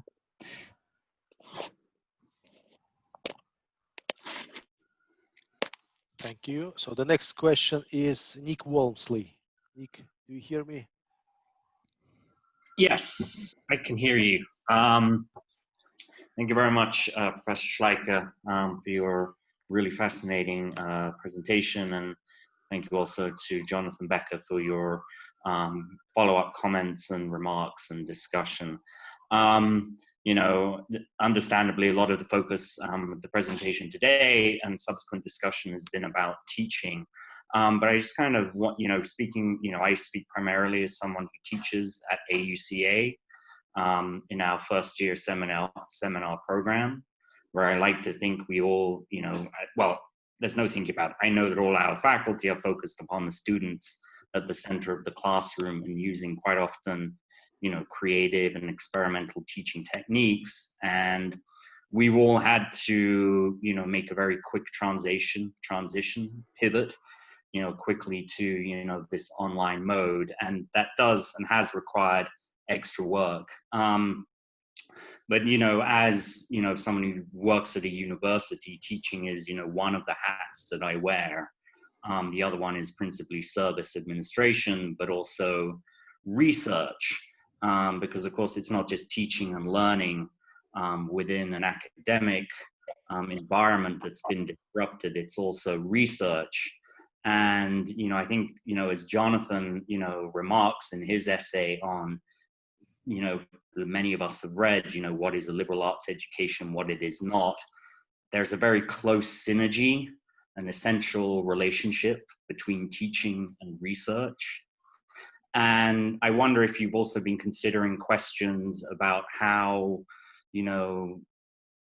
educational institutions, not just universities, but also colleges, high schools and so forth, where you have research active faculty, about how we can continue to support faculty who want to do research, bearing in mind that many of them are unable to do site-specific research, and more importantly, how we can make sure that while we are continuing to teach, we also can find ways to continue doing research so that the research actually feeds into the teaching, because we don't want to find ourselves in a situation 1 or 2 years down the road where, due to this kind of lacuna in research, a lot of the teaching, the knowledge that we talk about, that these lacuna are emerging. Thank you, Professor Walmsley. Итак, я переведу вопрос господина Уолмсли. Прежде всего, господин Уолмсли сказал, что им очень хорошо известны те проблемы, с которыми сейчас сталкивается преподаватель. И здесь речь идет не только о преподавании, а также об определенных административных моментах. И профессор Уолмсли заинтересован прежде всего в том, как можно поддерживать исследовательскую деятельность, потому что не секрет, что качественное обучение в высшем учебном заведении – это синергия, это сочетание преподавания и исследования. И вопрос заключается в 2 аспектах. Первый аспект – как можно поддерживать тех сотрудников университета, которые заинтересованы в проведении исследовательской деятельности, и также, как, собственно говоря, проводить эти исследования в рамках онлайн-обучения, таким образом, чтобы за этот период времени не возник некий вакуум в этой сфере. Thanks, Nick. Maybe I'll take that one. I think it's a great question. I mean, first of all, it echoes what I was trying to say about teachers also having, whether you're in secondary school or in, just as in university, that you have subject-specific knowledge, right? So that I think one of the important points about teaching programs is that they're not just teaching people to be a teacher, but that they're making sure that teachers have robust knowledge in the fields in which they are operating and teaching. So somebody who is teaching biology in high school is not simply a teacher who teaches biology, but they're actually engaged in the field of biology in a way that they really understand what is taking place. Yeah, please translate.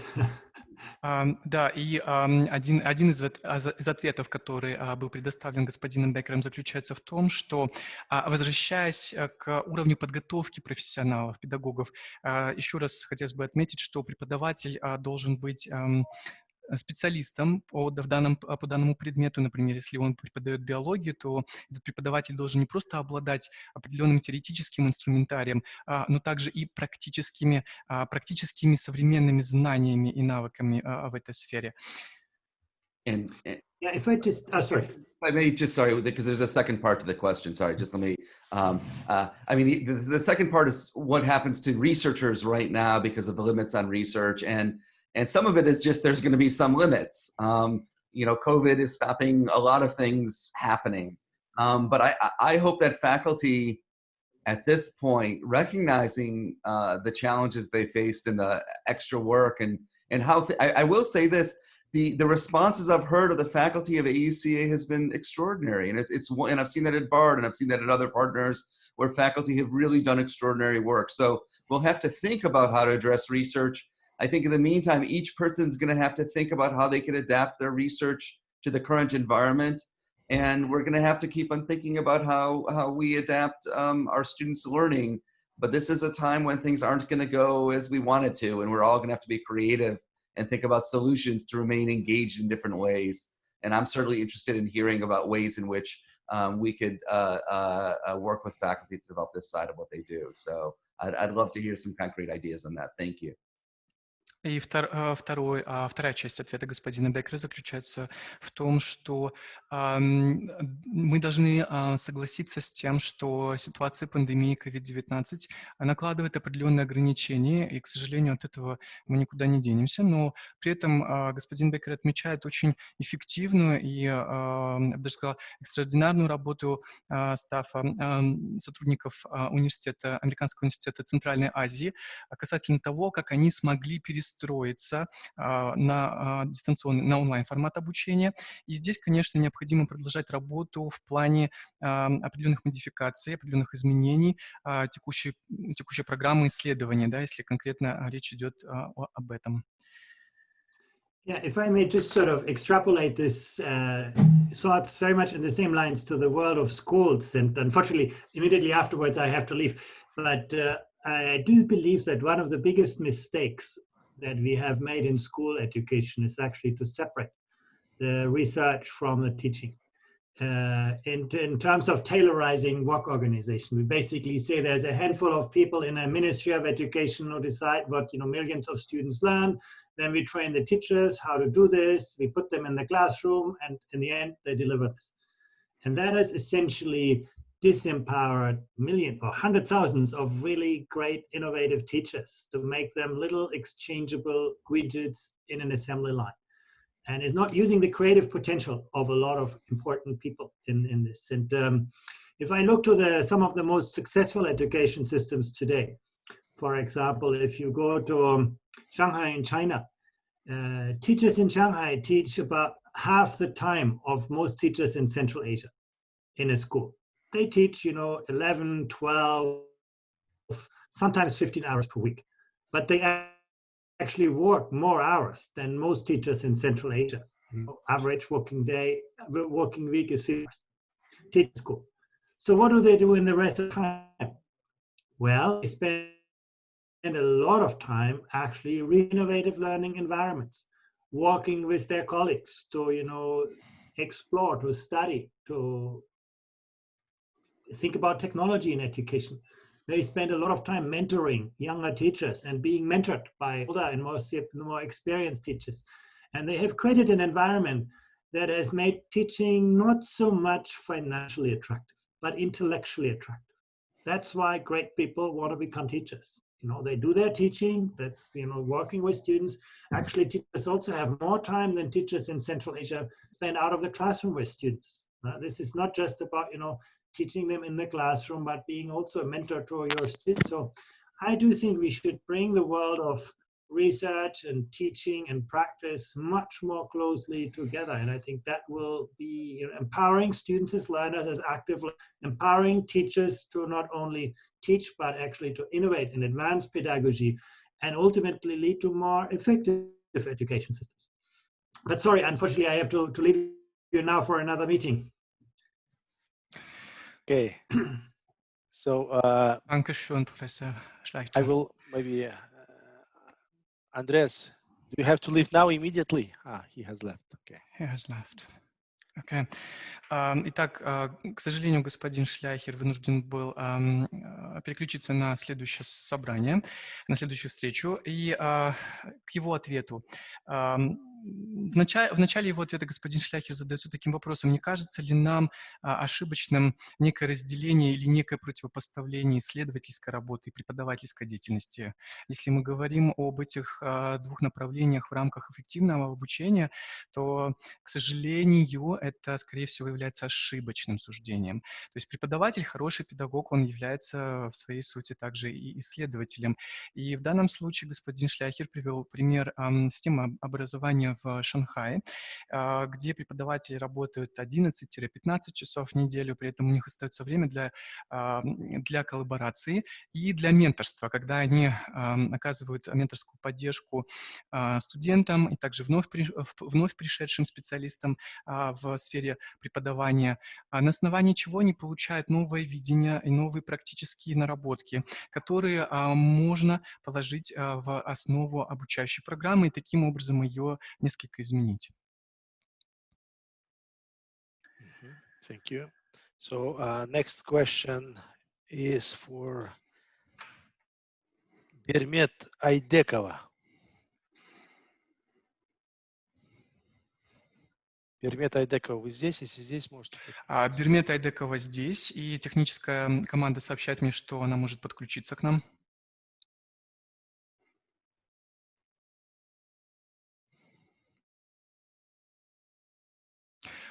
Система у нее включена, но очевидно, что, возможно, Бермет, если вы слышите нас, пожалуйста, отреагируйте каким-то образом в чат-боксе. Так, Салтанат потом. Если есть Салтанат, может быть, у него быстрее получится. Давайте тогда к Салтанат перейдем.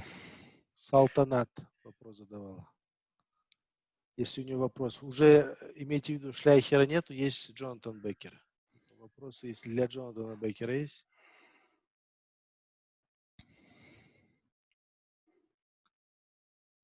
Салтанат, вам также нужно просто включить микрофон. Все нормально, все работает.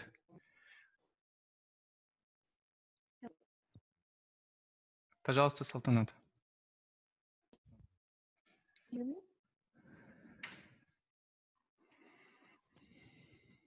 вас не слышим.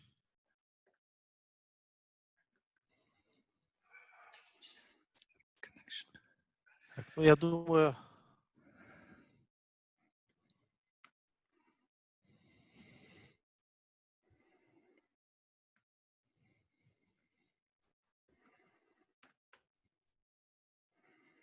Так, не получается. Ни у Салтанат не получается подсоединиться, ни у Бермета Айдекова. Телег Джуманазаров. Для Джонатана Беккера вопрос.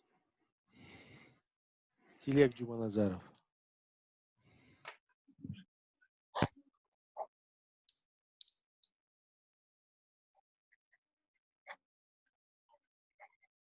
Телег здесь, да, Джуманазаров?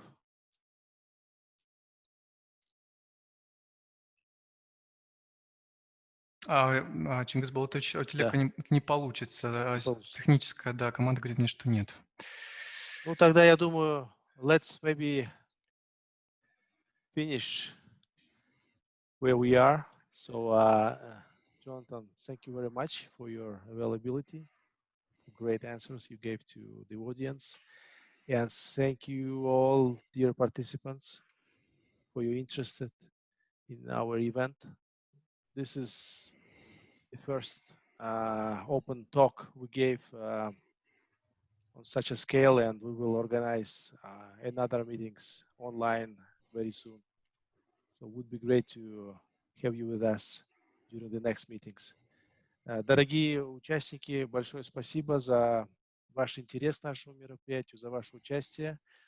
Мы уже практически 3 часа проводим мероприятие. Думаю, время настало, чтобы попрощаться. Большое спасибо за ваши вопросы. Мы постараемся вам разослать презентацию господина Шляйхера после того, как он нам ее предоставит. Вот, если у нас будут ваши имейлы, мы вам предоставим. Поэтому, Jonathan, if you would like to say something. Just thank you to you, Chingiz, and to PSI, and to all the faculty and others who are out there who are working so hard. Thank you. Thank you all. Thank you, Dmitry, and all the technical team. Thank you very much for your excellent work. Спасибо всем большое, дорогие друзья. До скорых встреч. До свидания. Bye, Henry. It was good to see you.